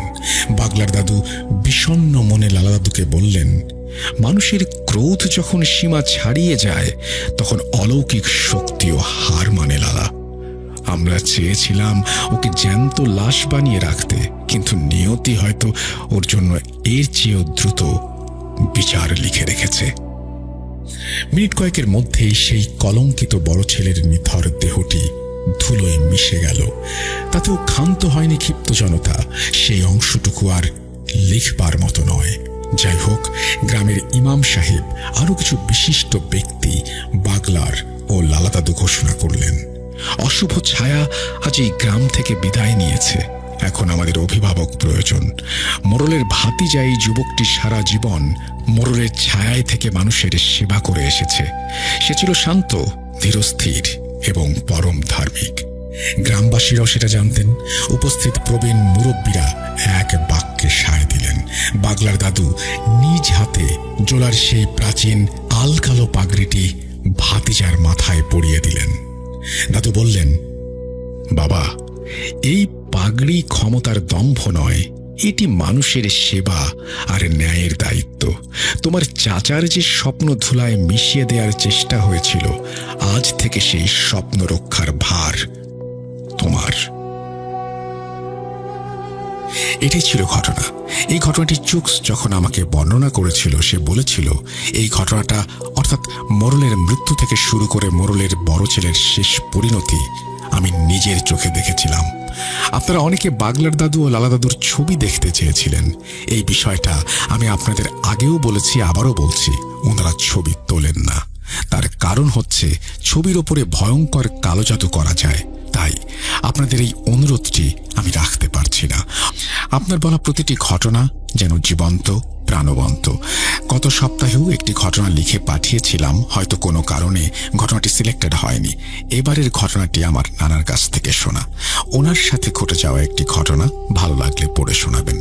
2005-এর দিকে গ্রীষ্মের ছুটিতে আমরা সবাই নানু বাড়িতে বেড়াতে যাই। আমার নানা বাড়ি কিশোরগঞ্জ জেলার বাজিতপুর থানার মাইজচর গ্রামে অবস্থিত। এই গ্রামের চতুর্দিকে সবসময় পানি থাকে। যাতায়াতের একমাত্র ব্যবস্থা হলো নৌকা। ছোটবেলা থেকেই নানা বাড়িতে আমার এবং আমার কাজিনদের অনেক দুরন্ত সময় কাটে। নানুর হাতের মজাদার রান্না এবং পিঠাপুলির স্বাদ আজও ভুলতে পারি না। সারাদিন হই হুল্লোড়, নদীতে ঝাঁপাঝাঁপি, আর সন্ধ্যায় নানুর হাতের পিঠা। যদিও আমার নানা নানু আজ কেউ বেঁচে নেই, অনেক দিন হয় যাওয়া হয় না। আজ হঠাৎ মায়ের কথায় মনে হলো নানার বলা সেই ঘটনাটি। গ্রীষ্মের ছুটির কোনো এক সন্ধ্যায় নানা বাড়ির উঠোনে আম্মু, খালামণি, মামা, মামি নানু আর আমার কাজিনরা সবাই মিলে আড্ডা দিচ্ছিলাম। আমার নানুর হাতের গরম শুটকি পিঠা খাচ্ছিলাম। তখনই নানা ভাই এশার নামাজ শেষ করে বাড়িতে আসেন। আমাদের আড্ডা দিতে দেখে আমাদের সাথে বসেন এবং পিঠা খেতে শুরু করেন। তখনই আমার মা বলেন, বাবা, তোমার সাথে ঘটে যাওয়া সেই ভূতের ঘটনাটি বলো না। আমাদের জোড়াজুড়িতে নানা ভাই ঘটনাটি বলতে রাজি হন। নানুকে বলেন আরো কিছু পিঠা ভেজে দিতে। বাজিতপুরের ঘোড়াউত্রা নদীতে প্রচুর মাছ পাওয়া যায়। 1980 সালের কোনো এক চাঁদনি রাতে নানা ভাই এবং ওনার আরো 2 জন বন্ধু মিলে মাছ ধরতে যাবেন বলে ঠিক করেন। নদীর কাছে বাড়ি হওয়ায় ওনারা প্রায়ই শখের বসে মাছ ধরতে যেতেন রাতের বেলা। তো কথা মতো ওনারা 3টি হ্যারিকেন, একটি ডিঙি নৌকা আর মাছ ধরার জাল নিয়ে রাতে 10টার দিকে বেরিয়ে পড়েন মাছ ধরতে। এবার মূল ঘটনায় আসি। নানা ভাই যেভাবে বলেছিলেন সেভাবেই বলছি। সেদিন রাতে জালে খুব বেশি মাছ উঠছিল না, তাই মাছ খুঁজতে খুঁজতে আমরা একটু দূরে চলে আসি। দিনু মিয়া বলছিল, আর একটু দূরে যাই, হয়তো বড় কোনো মাছ পাবো। বারবার জাল ফেলছিলাম, কিন্তু কোনো মাছ উঠছিল না। বেশি মাছ পাবার আশায় আমরা ধীরে ধীরে মাঝ নদীর দিকে এগিয়ে গেলাম। আমাদের গ্রাম থেকে অনেক দূরে চলে এসেছিলাম। চাঁদনি রাত, নদীর ছলছল পানি, অপরূপ সৌন্দর্য, এক অদ্ভুত দৃশ্য, কিন্তু মাছের কোনো দেখা নেই। মনে মনে ভাবছিলাম আজ মাছ ধরতে না এলেই হতো। আনুমানিক রাত 3টার দিকে আমরা চিন্তা করলাম যে বাড়ির দিকে চলে যাব। জামাল জাল ফেলতে ফেলতে বলল, এইটাই শেষ, এরপর আর জাল ফেলবো না, বাড়ি যাব। আমি আর দিনু মিয়া হুঁক্কা টানছিলাম। তখনই জামালের জালে ভারী কিছু একটা ঠেকলো। আমাদের ডাক দিয়ে বলল, ওই খোরশেদ, ওই দিনু, তাড়াতাড়ি আয়, কপাল খুলছে মনে হয়। আমরা হুক্কা রেখে তাড়াতাড়ি হাত লাগালাম। 3 জনের কাছেও অনেক ভারী মনে হলো। আমাদের অনেক খুশি লাগছিল, এত কষ্টের পর হয়তো অনেক মাছ পাবো। অনেক জোড়াজুড়ির পরেও জাল তুলতে না পারায় দিন নদীতে নেমে পড়ল। 3 জনের পরিশ্রমে আমরা জাল নৌকায় উঠাতে সক্ষম হই, কিন্তু জালে কোনো মাছ ছিল না। বাঁশের চাটায়ে বাঁধা লাশের মতো কিছু একটা, যার জন্য এত ভারী লাগছিল। নদীর আশেপাশে বাড়ি হওয়ায় আমাদের আর বুঝতে বাকি রইল না এইটা হয়তো কারো লাশ। তখনকার সময় নদীতে প্রায়ই বিভিন্ন অজ্ঞাত লাশ ভেসে উঠত। দিনু রাগ দেখাতে শুরু করলো। ও বরাবরই রাগী মানুষ ছিল। এত কষ্ট করে জাল নৌকায় তোলায় ও হতাশ ছিল। সে বলল, এটারে নদীতে ফালায়া বাড়ি চল। আমি ভাবলাম হয়তো আশেপাশের গ্রামের কারো লাশ হবে। আমি আর জামাল চাটাইটা খুলে দেখার সিদ্ধান্ত নিলাম। বলল, তোরা যা ইচ্ছা কর বলে সে নৌকার এক পাশে বসে হুক্কা টানতে শুরু করলো। আমি আর জামাল চাটাইয়ের বাঁধনগুলো খুলে ভয়ে শিউরে উঠলাম। জামাল লাফিয়ে এক পাশে চলে গেল। আমি হ্যারিকেনের আলোয় স্পষ্ট দেখলাম বিকৃত এক যুবকের লাশ। চোখের কোটরে মনি নেই, নাক, ঠোঁট, কানের বিভিন্ন অংশ খুবলে খাওয়ার চিহ্ন, গলায় বুকে আঁচড়ের দাগ। আমি ভাবলাম হয়তো নদীতে পড়ে গিয়েছিল, মাছে খেয়েছে। হাতে পায়ে খুবলে খাওয়ার চিহ্ন। জামালের লাফিয়ে পড়া দেখে দিনু হুক্কা রেখে লাশের দিকে এগিয়ে এলো। ও বলল, এটা কি রে? আমি দেখলাম লাশের হাতের মুঠোয় লাল কাপড়ে মোড়ানো কিছু একটা। জামালও এগিয়ে এসে দিনুর পাশে দাঁড়ালো। ও বলল, এটা খুলে দেখার দরকার নাই, লাশটারে পানিতে ফালায় চল, বাড়ি যাই, কুফরি টুফরি হইতে পারে। জামাল ছোটবেলায় মাদ্রাসার ছাত্র ছিল, নামাজ কালাম ঠিক মতোই পড়ত। দিনু বলল, এসব কুফরি কালাম হয় নাকি, দাঁড়া আমি খুলে দেখি। আমাদের কিছু বলার আগেই দিনু লাশের হাত থেকে জিনিসটা নিয়ে লাল কাপড়টা খুলে ফেলে, আর ওর হাত থেকে একটা পুতুল নৌকায় পড়ে যায়। পুতুলটি লাল কাপড়ে কোনো তাবিজ দিয়ে বাঁধা ছিল। পুতুলটি দেখে জামাল শিউরে ওঠে। লাশের সাথে পুতুলটির অবিকল মিল। লাশের যে সব অংশে ক্ষত চিহ্ন, পুতুলেরও সেই রকমই। জামাল বলল, হি আল্লাহ, এটা কুফরি না তো কি? সে চড়ে চড়ে সূরা পড়তে শুরু করলো। আকাশের চাঁদ হঠাৎই কালো মেঘে ছেয়ে গেল, অন্ধকার হয়ে উঠতে শুরু করলো। আমরাও একটু ভয় পাচ্ছিলাম। তিনি ভয় না পেয়ে বলল, ঝড় উঠবে মনে হয়, এটারে তাড়াতাড়ি পানিতে ফেলে চল, বাড়ি যাই।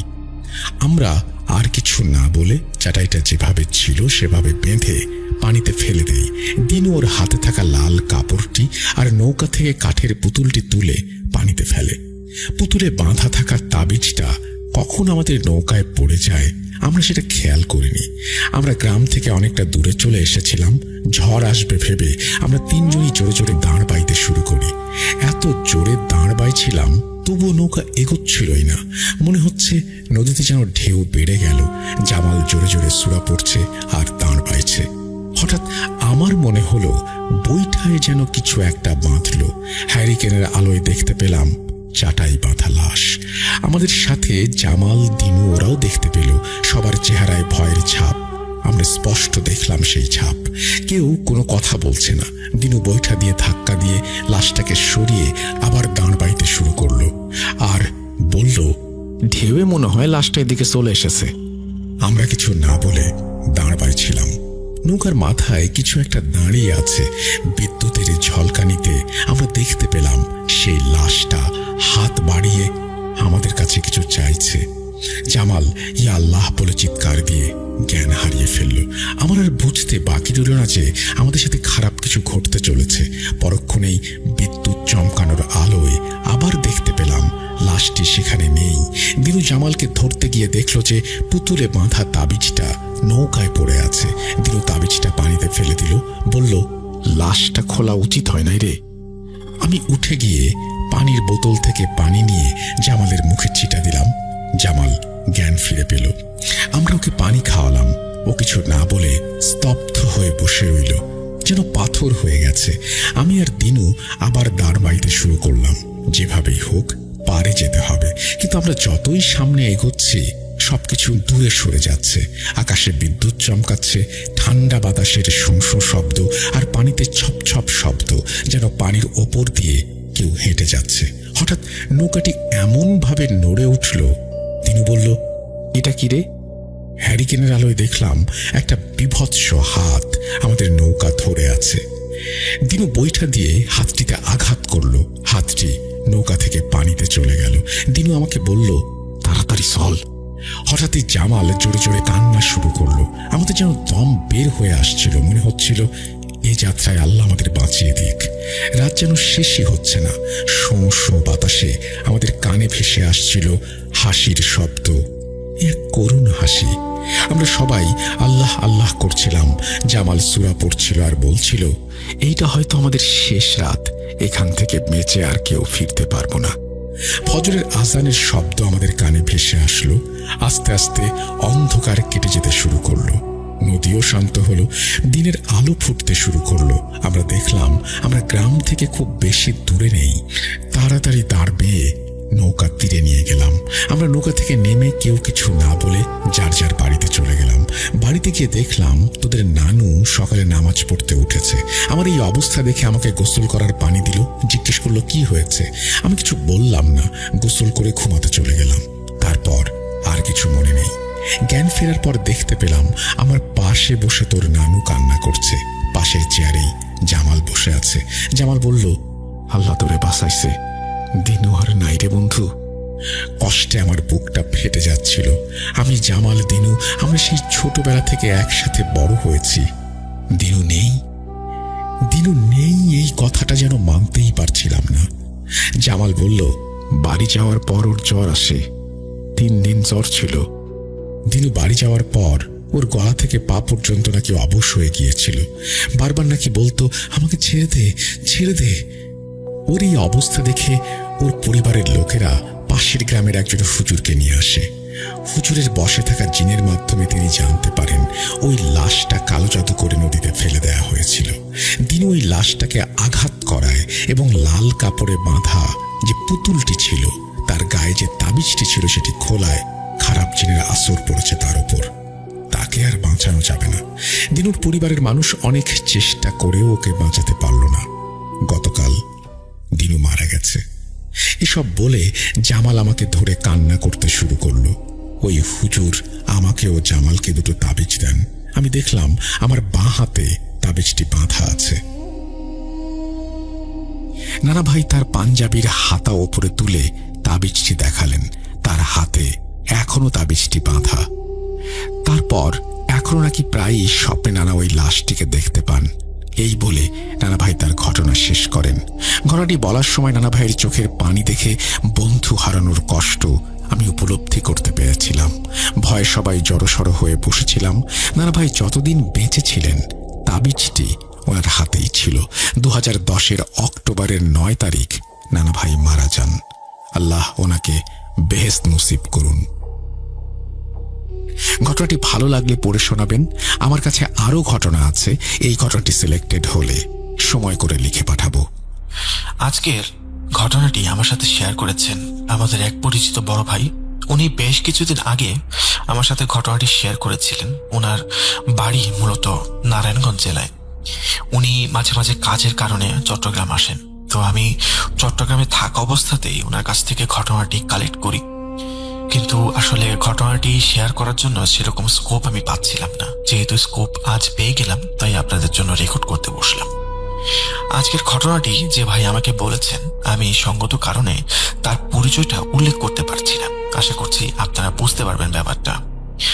আর ঘটনায় যাওয়ার আগে আমি আপনাদের কাছ থেকে আগেই ক্ষমা প্রার্থনা করছি যদি আমার ঘটনা বলায় বা আমার ঘটনা বলার পরে বুঝতে কারো অসুবিধা হয় সেটার জন্য।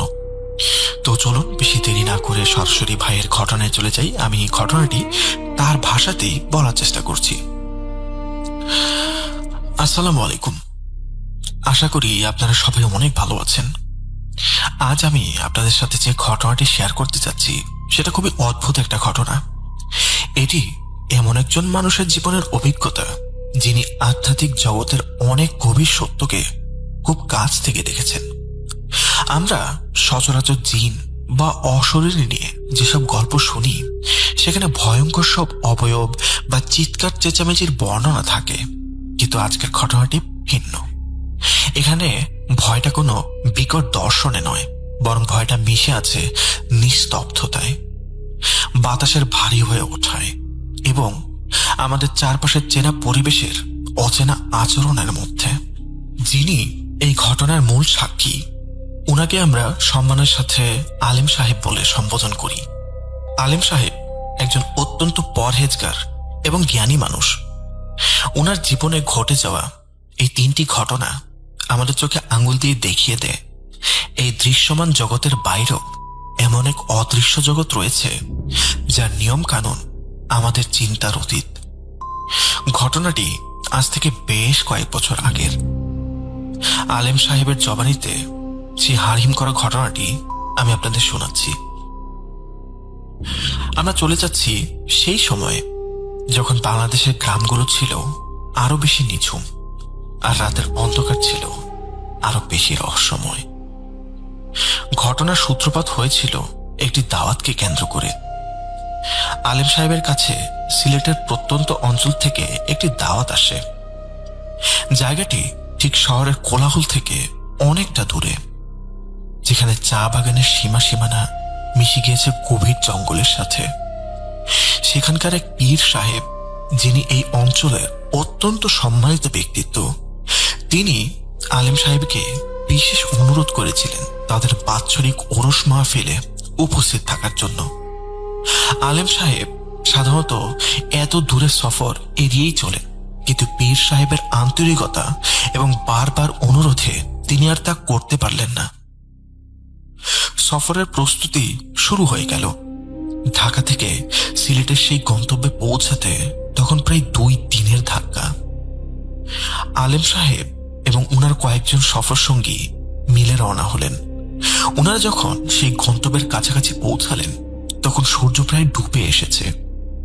সিলেটের সেই বিশেষ এলাকাটি প্রকৃতি বেশ অদ্ভুত। একদিকে উঁচু নিচু ঢিলা, অন্যদিকে ঘন বাঁশঝাড় আর প্রাচীন সব গাছের সারি। বিকেলের ম্লান আলোয় সেই গাছগুলোকে মনে হচ্ছিল যেন এক একজন নীরব প্রহরী দাঁড়িয়ে আছে রাস্তার 2 পাশে। গন্তব্যে পৌঁছানোর আগে পথের মাঝখানে একটি পুরনো গ্রামে ওনাদের যাত্রা বিরতি নিতে হলো। সেই গ্রামেই আলেম সাহেবের এক মুরিদ বা ভক্তের বাড়ি। পরিকল্পনা হলো রাতটা ওই মুরিদের বাড়িতেই কাটানো হবে এবং পরদিন সকালে মূল গন্তব্যের দিকে রওনা দেওয়া হবে। সেই মুরিদের বাড়িটি ছিল বিশাল পুরোনো আমলের একটি বাড়ি, ব্রিটিশ আমল বা তারও আগের তৈরি। লাল ইটের দালান, যার প্লাস্টার খসে পড়েছে অনেক জায়গায়। শ্যাওলা জমে কালচে সবুজ হয়ে আছে দেয়ালগুলো। বাড়ির সামনে বিশাল এক দিঘি, আর দিঘির পাড়ে শতবর্ষী কিছু গাছ।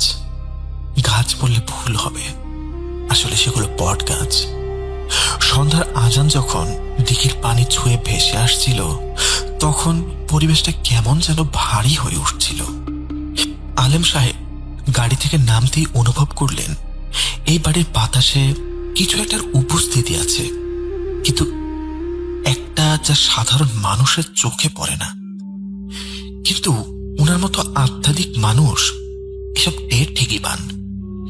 মুরিদ এবং তার পরিবারের লোকেরা অত্যন্ত খাতির যত্ন করে আলেম সাহেবকে বরণ করে নিলেন। রাতের খাবারের পর আলেম সাহেবকে যে ঘরটি দেওয়া হলো, সেটি ছিল বাড়ির নিচ তলায়, অনেকটা মূল কাঠামোর একটু আড়ালে।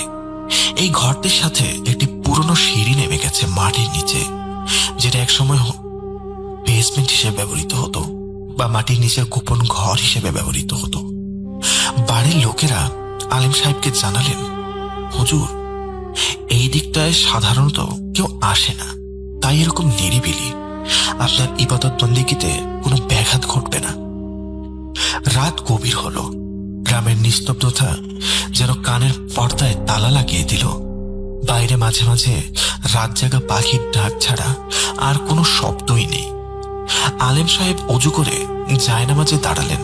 তিনি তাহাজ্জুদের নামাজ এবং বিশেষ কিছু ওজিফা পাঠ করার নিয়ত করছিলেন। ঘরের জানালা দিয়ে আসা চাঁদের আলোয় ঘরটি আধো অন্ধকার আধো আলোর এক মায়াবী পরিবেশ সৃষ্টি হয়েছে। আলেম সাহেব যখন ইবাদতে মগ্ন, ঠিক তখন তিনি অনুভব করলেন ঘরের তাপমাত্রা যেন হঠাৎ করে কয়েক ডিগ্রি কমে গেল। সিলেটের রাতে শীত থাকে, এই ঠান্ডাটা প্রাকৃতিক ছিল না, এটা ছিল হাড় কাঁপানো, শীত দ্বারা বেয়ে নেমে যাওয়া এক হিম শীতল অনুভূতি। আলেম সাহেব ওনার ধ্যানে মগ্ন রইলেন, কিন্তু ওনার মন বলছে এই ঘরে তিনি একা নন। হঠাৎ দরজার শব্দ হলো, খুব আস্তে কিন্তু স্পষ্ট। আলেম সাহেব ভাবলেন হয়তো বাড়ির কোনো খাদেম কিছু প্রয়োজনে এসেছে। তিনি নামাজে ছিলেন, তাই সাড়া দিলেন না। কিছুক্ষণ সব চুপ, তারপর আবার ঠক ঠক। এবার শব্দটা একটু জোরে, যেন কেউ অধৈর্য হয়ে কড়া নাড়ছে। আলেম সাহেবের ইবাদতে ব্যাঘাত ঘটতে লাগলো। তিনি অনুভব করলেন দরজার ওপাশে যে দাঁড়িয়ে আছে তার উপস্থিতিটা কেন যেন স্বাভাবিক মানুষের মতো মনে হচ্ছে না। মানুষের উপস্থিতিতে একটা উষ্ণতা থাকে, কিন্তু দরজার ওপাশ থেকে ভেসে আসছে এক তীব্র হতাশা আর কষ্টের অনুভূতি। নামাজ শেষ করে আলেম সাহেব তসবিহ পাঠ করতে শুরু করলেন। বিশেষ কিছু দোয়া পড়ার সাথে সাথে দরজার ওপাশের অস্থিরতা বেড়ে গেল। মনে হচ্ছিল কেউ নখ দিয়ে দরজার কাঠে আঁচড় কাটছে। আলেম সাহেব বুঝতে পারলেন ওনার পঠিত দোয়াগুলো ওপাশের সত্তাটি সহ্য হচ্ছে না। পরিস্থিতি এমন পর্যায়ে পৌঁছালো যে তিনি আর বসে থাকতে পারলেন না। বাধ্য হয়ে তিনি তসবিহ রাখা বন্ধ করে উঠে দাঁড়ালেন। ধীর পায়ে দরজার দিকে এগিয়ে গেলেন তিনি। দরজার ছিটকিনি খোলার আগে তিনি একবার আয়াতুল কুরসি পড়ে নিজের বুকে ফু দিলেন। তারপর খুব সাবধানে দরজাটা খুললেন।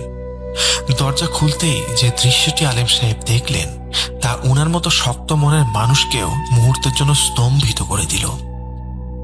বারান্দার আবছা অন্ধকার, দরজার ঠিক সামনেই মেঝেতে বসে আছে এক বিশাল আকৃতির নারী। তার পরনে সাদা থান কাপড়ের মতো একটা পোশাক, যা অনেক পুরনো এবং মলিন। মহিলাটি এমন ভাবে বসেছিল যে তার মুখ দেখা যাচ্ছিল না। মাথাটা নিচু করে হাঁটুর মধ্যে গুজে রাখা, কিন্তু তার শরীরের গঠন ছিল অস্বাভাবিক রকমের চওড়া। সাধারণ কোনো মানুষের পক্ষে এত চওড়া হওয়া একেবারেই অসম্ভব। এবং সবচেয়ে অদ্ভুত বিষয় হলো, আলেম সাহেব লক্ষ্য করলেন মহিলাটি দু পা উল্টো দিকে ঘোরানো। মহিলাটি থরথর করে কাঁপছিল, যেন তার শরীরে প্রচন্ড জ্বর, অথবা সে তীব্র কোনো যন্ত্রণায় ভুগছে। আলেম সাহেব কিছু জিজ্ঞাসা করার আগেই সেই সত্তাটি বলে উঠল। তার কণ্ঠস্বর ছিল ভাঙা, খাদে নামানো, যেন বহু বছরের পুরনো কোনো কুয়া থেকে সে আওয়াজ আসছে। সে আর্তনাদ করে বলল, দোহাই আপনার, আল্লাহর দোহাই লাগে, আপনি পড়াটা আর পড়বেন না, দয়া করুন আমার উপর। আলম সাহেব গম্ভীর এবং শান্ত গলায় জিজ্ঞেস করলেন, তুমি কে? আমাকে কেন বাধা দিচ্ছ? মহিলাটি মাথা না তুলেই বলল, আমি এই বাড়ির কেউ নই, আবার এই বাড়িরই সব। আমি 80 বছর ধরে এই বাড়ির নিচের বেসমেন্টে বাস করি। আমি জিন জাতির সদস্য, কিন্তু বিশ্বাস করুন, আমি আজ পর্যন্ত এই বাড়ির কোনো মানুষের কোনো ক্ষতি করিনি। আমি বরং এই বাড়ির এবং ভিটার পাহারা দিই। আমি বাড়ির কর্তাদের ইবাদত দেখে মুগ্ধ হয়ে এখানে আশ্রয় নিয়েছিলাম। কিন্তু মহিলাটি থামলো। তার কান্নার শব্দে পরিবেশটা আরো ভারী হয়ে উঠল। সে আবার বলল, কিন্তু আপনি আজ রাতে যে কালাম পড়ছিলেন, যে নূরের জৌলুস আপনার ঘর থেকে বের হচ্ছিল, তা আমি সহ্য করতে পারছিলাম না। আমার শরীর যেন পুড়ে যাচ্ছে, আগুনের ছ্যাঁকা লাগছে আমার অস্তিত্বে। আপনি যদি এই পড়া চালিয়ে যান, আমি হয়তো জ্বলে ভস্ম হয়ে যাব, অথবা আমাকে এই ভিটে ছেড়ে চলে যেতে হবে। কিন্তু আমি যেতে চাই না। আমি এই বাড়ির মায়া ছাড়তে পারবো না। দয়া করুন, আল্লাহর হস্তে আমাকে দয়া করুন। আলেম সাহেব বুঝতে পারলেন এটি কোনো দুষ্ট জিন নয়, বরং এটি একটি মুমিন বা শান্ত প্রকৃতির জিন, যে তার নিজের সীমানার মধ্যে থাকতেই পছন্দ করে। আলেম সাহেব ওনার আধ্যাত্মিক বিচক্ষণতা দিয়ে বুঝলেন এর কথায় সত্যতা আছে। তিনি নরম সুরে বললেন, দেখো, আমি তোমাকে কষ্ট দিতে আসিনি। আমি জানতাম না তুমি এখানে আছো।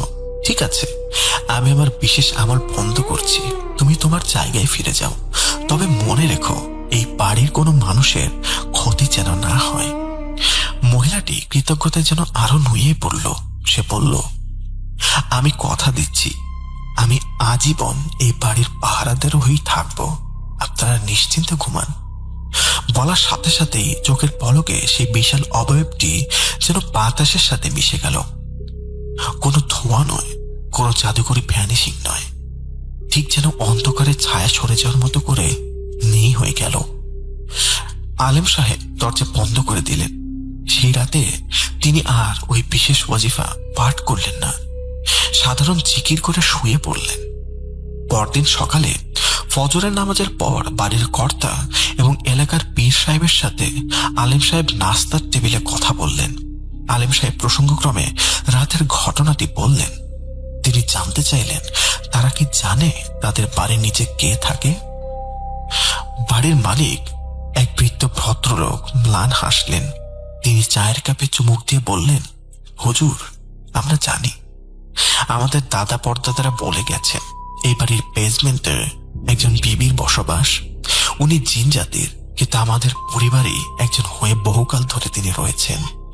ছোটবেলা থেকে আব্বা, চাচারা আমাদের মানা করতেন মাগরিবের পর বা গভীর রাতে বেসমেন্টের দিকে যেতে। বলতেন ওখানে উনি ইবাদত করেন বা বিশ্রাম নেন, ওনাকে বিরক্ত করা যাবে না। আপনি কাল ওনার ইবাদতের সময় হয়তো ওনার সীমানায় আধ্যাত্মিক চাপ সৃষ্টি করেছিলেন, তাই উনি সইতে পারেননি। উনি কখনো আমাদের সামনে আসেননি, কিন্তু আমরা ওনার উপস্থিতি ঠিকই টের পাই। চোর ডাকাত তো দূরের কথা, কোনো বালা মুসিবতও এই বাড়িতে সহজে ঢুকতে পারে না উনার কারণে। উনি আল্লাহর উসিলা হয়ে আমাদেরকে সাহায্য করে যান। আলিম সাহেব মাথা নাড়লেন। তিনি বুঝতে পারলেন দৃশ্যমান জগতের মানুষের সাথে অদৃশ্য জগতের বাসিন্দাদের এই সহাবস্থান গ্রাম বাংলার এক চিরচারিত রহস্য। সেখান থেকে বিদায় নিয়ে ওনারা আবার মূল গন্তব্যের দিকে রওনা হলেন। দীর্ঘ ভ্রমণের পর আলেম সাহেব এবং ওনার সাথে আসা বাকিরা নির্দিষ্ট দরগা শরীফে পৌঁছালেন। ওরসের বিশাল আয়োজন, হাজার হাজার মানুষের সমাগম, জিকির, তিলাওয়াত আর রান্নাবান্নার গন্ধে পুরো এলাকা মুখরিত। আলেম সাহেবকে সেখানে অত্যন্ত সম্মানের সাথে রিসিভ করা হলো। সেখানে ওনার থাকার জন্য নির্দিষ্ট তাঁবু বা হাজরখানার ব্যবস্থা ছিল। ওরসের মূল আনুষ্ঠানিকতা শেষ হবার পর একদিন দুপুরে কয়েকজন লোক আলেম সাহেবের সাথে দেখা করতে এলেন। তাদের চেহারা দেখেই বোঝা যাচ্ছিল তারা ভীষণ বিপদগ্রস্ত। তাদের সাথে ছিল এক মধ্যবয়সী লোক। তার চোখের নিচে গভীর কালি, শরীর জীর্ণ শীর্ণ এবং চাহনিতে এক ধরনের বিকারগ্রস্ত ভাব। লোকটিকে দেখেই মনে হলো সে দিনের পর দিন ঠিকমতো ঘুমাতে পারেনি। আলেম সাহেবের পরিচিত এক মুরিদ পরিচয় করিয়ে দিলেন, হুজুর, এই লোকটির বাড়ি বাগেরহাট জেলায়। পেশায় সে একজন গোরখোদক। ওর নাম জব্বার। ওর সাথে অদ্ভুত সব ঘটনা ঘটেছে। ও কোনোভাবেই শান্তি পাচ্ছে না। আমরা শুনেছি আপনি এখানে এসেছেন, তাই ওকে নিয়ে ছুটে এলাম। আলেম সাহেব জব্বারকে কাছে ডাকলেন, শান্ত গলায় জিজ্ঞাসা করলেন, কি হয়েছে তোমার? নির্ভয় বলো। জব্বার প্রথমে কথা বলতে পারছিলেন না, তার ঠোঁট কাঁপছিল। একটু পানি খেয়ে সে তার অভিজ্ঞতার ঝুলি খুলে বসল। তার ঘটনাটি ছিল হাড়হিম করা। জব্বার বলতে শুরু করল, হুজুর, আমাদের বংশের সবাই গোরখোদক। আমার বাপ দাদারাও এই কাজই করত। আমাদের গ্রামের পাশে যে কবরস্থানটা, ওটা অনেক পুরাতন। মুরব্বীরা বলে ওটা নাকি কয়েকশো বছরের পুরনো। সেখানে এমন অনেক কবর আছে যেগুলোর কোনো নাম ফলক নেই, মাটি সমান হয়ে গেছে। আমার বড় ভাই আগে ওখানে কাজ করত, কিন্তু বছর দুয়েক আগে ভাই হঠাৎ অসুস্থ হয়ে পড়ে, আবোল তাবোল বকতে শুরু করে, তারপর কাজ ছেড়ে দেয়। ভাইয়ের পরে দায়িত্ব আসে আমার ঘাড়ে। সে দম নিল, যেন সেই স্মৃতি মনে করতেই তার দম বন্ধ হয়ে আসছে। এরপর আবার বলল, প্রথম প্রথম সব ঠিক ছিল, কিন্তু সমস্যা শুরু হলো গত অমাবস্যার পর থেকে। একদিন রাতে একটা লাশ দাফন করে আমি কবরস্থানেই ছিলাম। কোদাল টোদাল গুছিয়ে বাড়ি ফিরবো, এমন সময় আমার কানে একটা আওয়াজ এলো। কেউ যেন খুব করুণ সুরে কাঁদছে। আওয়াজটা মানুষের কান্নার মতো, কিন্তু তাতে এমন একটা তীক্ষ্ণতা ছিল যা মানুষের গলায় সম্ভব নয়। মনে হচ্ছিল বাতাস চিরে সেই কান্না আমার কানে ঢুকছে। জব্বার একটু নড়ে চড়ে বসলো। আলেম সাহেব মনোযোগ দিয়ে শুনছিলেন। আমি ভাবলাম হয়তো মৃতের কোনো স্বজনের কান্নাকাটি। আমি টর্চ লাইটটা জেলে আওয়াজ লক্ষ্য করে এগোতে থাকলাম। কবরস্থানের শেষ প্রান্তে যেখানে জঙ্গল শুরু হয়েছে, সেখানে একটা বিশাল শিশু গাছ আছে, আর তার নিচে একটা অনেক পুরনো কবর, ইটের বাঁধানো, কিন্তু ভেঙে চড়ে একাকার হয়ে গেছে। আমি দেখলাম সেই কবরের পাশে সাদা কাপড়ের মতো কিছু একটা নড়ছে। আমি সাহস করে ডাক দিলাম, কে ওখানে? কে? এত রাতে ওখানে কি করছেন? হুজুর, আমার ডাক শুনে কান্নাটা থেমে গেল। তারপর যেটা দেখলাম, ওই সাদা কাপড় পরা অবয়বটা ধীরে ধীরে উঠে দাঁড়ালো। হুজুর, ওটা কোনো সাধারণ উচ্চতার মানুষ ছিল না। গাছটার ডাল পর্যন্ত তার মাথা ঠেকে যাচ্ছিল। তার চুলগুলো ছিল এলোমেলো। তার মুখটা, আমি টর্চের আলোয় মুখটা স্পষ্ট দেখতে পাইনি, কিন্তু তার চোখ দুটো কেমন যেন জ্বলছিল। আগুনের মতো নয়, বরং মরা মাছের চোখের মতো ফ্যাকাশে সাদা, কিন্তু অন্ধকারেও সেগুলো জ্বলছিল। সে আমার দিকে তাকিয়ে একটা বিকট আওয়াজ করলো। সেটা কোনো ভাষা ছিল কিনা আমি বলতে পারবো না, কিন্তু আমার মনে হলো সে আমাকে বলছে, চলে যা। আমি ভয়ে দৌড় দিলাম, কিন্তু দৌড়াতে গিয়ে আমার মনে হচ্ছিল কেউ আমার পায়ের গোড়ালি টেনে ধরেছে। কোনো মতে জান নিয়ে বাড়ি ফিরলাম।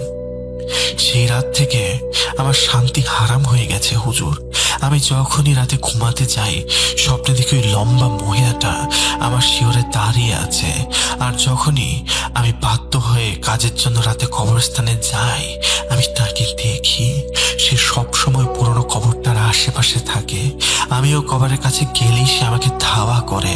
আর সবচেয়ে ভয়ের ব্যাপার হলো, ওই কবরস্থানের এক কোণে একটা পরিত্যক্ত কুয়া আছে। যখনই ওই জিনিসটা আমাকে তাড়া করে, সে আমাকে কৌশলে ওই কুয়ার দিকে ঠেলে দিতে চায়। আমার মনে হয় সে চায় আমি ওই কুয়ায় পড়ে মরে যাই। গত সপ্তাহে আমি কবর খুঁড়ছিলাম, তখন হঠাৎ আমার কানের কাছে ফিসফিস করে কেউ বলল, তোর সময় শেষ। আমি চমকে পেছনে তাকালাম, কিন্তু কেউ নেই। কিন্তু আমার কোদালের হাতলে দেখলাম ভেজা মাটির ছাপ, যেটা কেউ মাত্রই সেটা ধরেছিল। হুজুর, আমি আর পারছি না। ওই মহিলা জিন আমাকে মেরে ফেলবে। আমার ভাইকেও ওটাই পাগল করেছে। আলেম সাহেব সব শুনে কিছুক্ষণ চোখ বন্ধ করে রইলেন। তারপর তিনি জব্বারের দিকে তাকিয়ে বললেন, তুমি ঠিকই ধরেছ। ওই পুরনো কবরটি সাধারণ কোনো কবর নয়। ওখানে বহু বছর আগে এমন কাউকে দাফন করা হয়েছিল যে হয়তো কোনো কালো জাদুর চর্চা করত বা তার সাথে কোনো শক্তিশালী জিনের চুক্তি ছিল। সেই জিন এখনো ওই কবরের পাহারাদার হিসেবে নিযুক্ত আছে। সে চায় না কেউ ওই কবরের পবিত্রতা নষ্ট করুক বা গোপন কোনো কিছু দেখে ফেলুক। আর ওই কুয়া, ওটা হলো তার ফাঁদ। ও তোমাকে কুয়ায় ফেলে মারতে চায়, কারণ অপঘাতে মৃত্যু হলে তোমার আত্মাকে সে কষ্ট দিতে পারবে। আলেম সাহেব আরো বললেন, এই জিনিস তোমার উপর আসর করার চেষ্টা করছে, কিন্তু পারছে না, কারণ তোমার ইমানের জোর আছে। তবে সে তোমার মনকে দুর্বল করে ফেলেছে। এরপর আলেম সাহেব জব্বারকে একটি বিশেষ তাবিজ বা রক্ষা কবচ দিলেন। তিনি কড়া নির্দেশ দিলেন, এটা সব সময় গলায় রাখবে। আর শোনো, ওই নির্দিষ্ট পুরনো কবরটার আশেপাশে আর কখনো যাবে না। আর শোনো, ওই নির্দিষ্ট পুরনো কবরটার আশেপাশে আর কখনো যাবে না। কবরস্থানের অন্য জায়গায় কাজ করো, কিন্তু ওই সীমানায় পা দেবে না। আর মাগরিব থেকে এশার ওয়াক্ত পর্যন্ত একা কখনো কবরস্থানে থাকবে না। সে তোমাকে ডাকবে, নানা প্রলোভন দেখাবে বা ভয় দেখাবে, কিন্তু তুমি তার ডাকে সাড়া দেবে না। আলেম সাহেব সেই মুরিদকে বলে দিলেন জব্বারের বাড়িতে গিয়ে কবরস্থানের 4 কোণায় 4টে লোহার পেরেক পুঁতে দিতে, যাতে সেই অশুভ শক্তি কবরস্থান থেকে বের হয়ে গ্রামে ঢুকতে না পারে। জব্বার সেই তাবিজ নিয়ে এবং আলেম সাহেবের দোয়া নিয়ে বিদায় নিল। পরে শোনা গিয়েছিল জব্বার আর কখনো সেই লম্বা মহিলাকে দেখেনি। যদিও কবরস্থানের ওই কোণা থেকে গভীর রাতে অদ্ভুত সব আওয়াজ ভেসে আসতো বলে গ্রামের অনেকেই দাবি করত। সিলেটের সফর এবং ওরস শেষ করে আলেম সাহেব যখন ঢাকায় ফিরে এলেন, তখন পথিমধ্যে কুমিল্লার এক সম্ভ্রান্ত পরিবারের অনুরোধে তাকে যাত্রা বিরতি করতে হলো। ওই পরিবারের এক কিশোর ছেলে, যার নাম ছিল নাবিল, সে গত 3 মাস ধরে এক অদ্ভুত সমস্যায় ভুগছিল। আলেম সাহেব যখন সেই বাড়িতে পৌঁছালেন, তখন দুপুর গড়িয়ে বিকেল হয়েছে। বাড়িটি বেশ আধুনিক হলেও এর চারপাশে পুরনো আমলের বিশাল সব গাছপালা ছিল। বাড়ির ড্রয়িং রুমে বসে পরিবারের কর্তাদের সাথে কথা বলছেন। এমন সময় ভেতর থেকে এক নারীর কান্নার আওয়াজ ভেসে এলো। সেটা ছিল নাবিলের মা। আলেম সাহেবকে নাবিলের ঘরে নিয়ে যাওয়া হলো। ঘরটি অন্ধকার করে রাখা হয়েছে, কারণ নাবিল আলো সহ্য করতে পারছে না। বিছানায় যে ছেলেটি শুয়েছিল তাকে দেখে আলেম সাহেবের মতো অভিজ্ঞ মানুষেরও বুকটা ছ্যাদ করে উঠল। ছেলেটি নয়, ছেলেটি জ্যান্ত কঙ্কাল শুয়ে আছে। তার চোখের কোটরে গভীর গর্ত, চামড়া হাড়ের সাথে লেপ্টে আছে। কিন্তু সবচেয়ে ভয়ের বিষয় ছিল তার চাহনি। সে এক দৃষ্টিতে ছাদের ভেন্টিলেটর দিকে তাকিয়ে আছে। তার চোখের পলক পড়ছিল না। নাবিলের বাবা কাঁদতে কাঁদতে বললেন, হুজুর, মাস 3 আগেও আমার ছেলেটা সুস্থ সবল ছিল। স্কুলের ফুটবল টিমের ক্যাপ্টেন ছিল ও। ওর এক খুব কাছের বন্ধু ছিল, নাম ছিল রাহাত। বছরখানেক আগে রাহাত এক বাইক অ্যাক্সিডেন্টে মারা যায়। নাবিল সেটা মেনে নিতে পারেনি। সে প্রায় বিকেলে গ্রামের কবরস্থানে গিয়ে রাহাতের কবরের পাশে বসে থাকতো। ঘন্টার পর ঘন্টা সে কথা বলতো কবরের সাথে। আমরা মানা করতাম, কিন্তু সে শুনতো না। 3 মাস আগে একদিন সে মাগরিবের পরেও কবরস্থানে ছিল। সন্ধ্যা পার হয়ে রাত হয়ে যাচ্ছে দেখে আমরা তাকে খুঁজতে যাই। গিয়ে দেখি সে রাহাতের কবরের পাশে অজ্ঞান হয়ে পড়ে আছে। আমরা তাকে ধরাধরি করে বাড়ি নিয়ে আসি। জ্ঞান ফেরার পর থেকেই সে আর আমাদের নাবিল নেই। সে চিৎকার করে বলতে থাকে, ওকে চলে যেতে বলো, চলে যেতে বলো, ও আমাকে দেখেছে, ও আমাকে মেরে ফেলবে। হুজুর, আমরা ডাক্তার কবিরাজ সব দেখিয়েছি, কিন্তু 3 দিন ও শুকিয়ে যাচ্ছে। ও কিছু খায় না, জোর করে খাওয়ালে বমি করে দেয়। আলেম সাহেব ছেলেটির মাথার কাছে বসলেন। তিনি লক্ষ্য করলেন ছেলেটি এখনো ভেন্টিলেটরের দিকে তাকিয়ে আছে। আলেম সাহেব মৃদুস্বরে জিজ্ঞাসা করলেন, বাবা নাবিল, তুমি ওখানে কি দেখছো? নাবিল প্রথমে উত্তর দিল না। আলেম সাহেব ওনার হাতটা নাবিলের কপালে রাখলেন এবং বিড়বিড় করে কিছু দোয়া পড়লেন। দোয়ার প্রভাবে নাবিলের শরীরটা একটু শিথিল হলো। সে ফিসফিস করে কাঁপা কাঁপা গলায় বলল, উনি ওখানেই বসে আছেন। ওনার ঘাড়টা অনেক লম্বা হয়ে নিচে নেমে এসেছে। উনি আমাকে দেখছেন। আলেম সাহেব ভেন্টিলেটরের দিকে তাকালেন। সাধারণত চোখে সেখানে কিছুই দেখা যাচ্ছে না, শুধু মাকড়সার জাল আর অন্ধকার। কিন্তু আলেম সাহেব অনুভব করলেন সেখানে এক অত্যন্ত নেতিবাচক শক্তির উপস্থিতি আছে। তিনি নাবিলকে আবার জিজ্ঞাসা করলেন, সেদিন কবরস্থানে কি হয়েছিল, আমাকে সব খুলে বলো। নাবিল বলল, সেদিন মাগরিবের আজান শেষ হয়ে গিয়েছিল। আমি রাহাতের কবর থেকে উঠে আসব, তখন দেখলাম কবরের পেছনের জঙ্গল থেকে কালো বোরকা পরা একজন মহিলা বের হয়ে এলো। তার মুখ ঢাকা ছিল না, কিন্তু মুখটা ছিল কয়লার মতো কালো। তার চোখগুলো ছিল হলুদ। সে আমার পথ আটকালো। সে বলল, তুই প্রতিদিন এখানে এসে ঘ্যান ঘ্যান করিস, আমার বিশ্রামে ব্যাঘাত ঘটে। আজ তোকে আর যেতেই দেব না।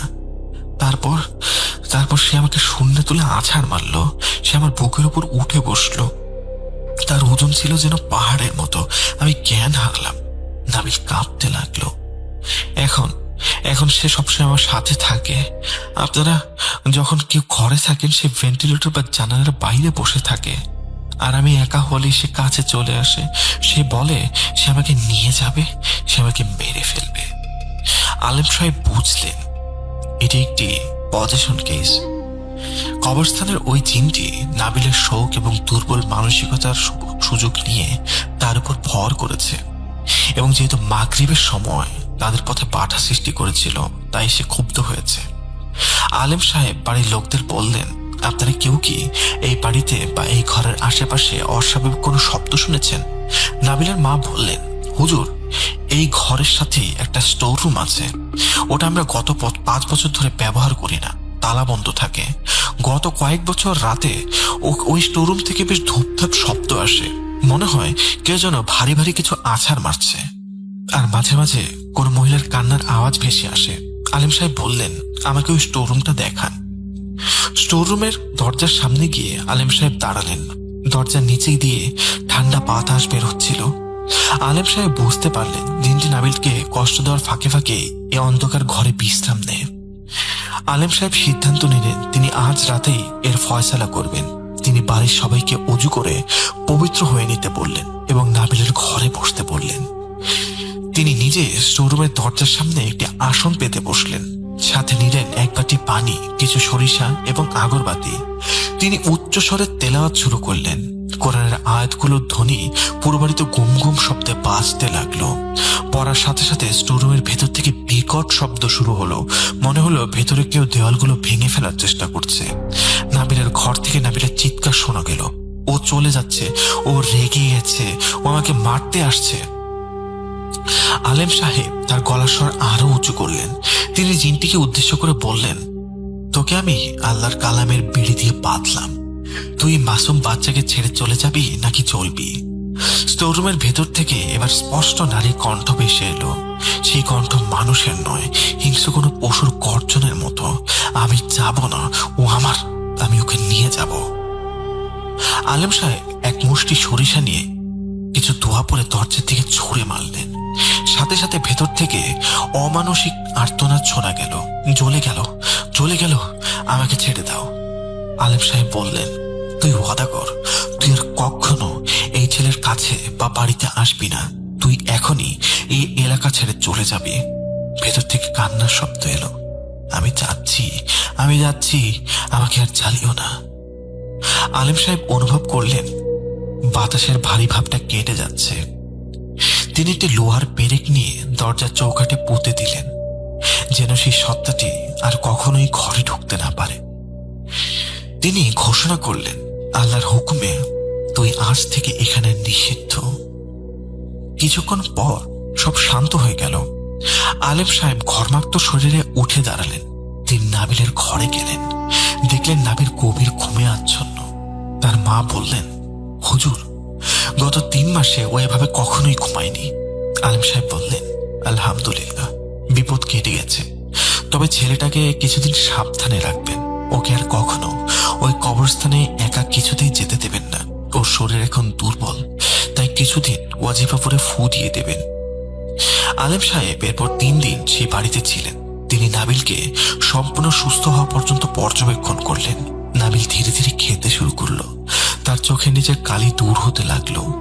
যাওয়ার সময় আলেম সাহেব স্টোররুমের দরজায় একটি কালো সুতো দিয়ে গিট দিয়ে গেলেন এবং বললেন, এই তালা যেন আর কখনোই খোলা না হয়।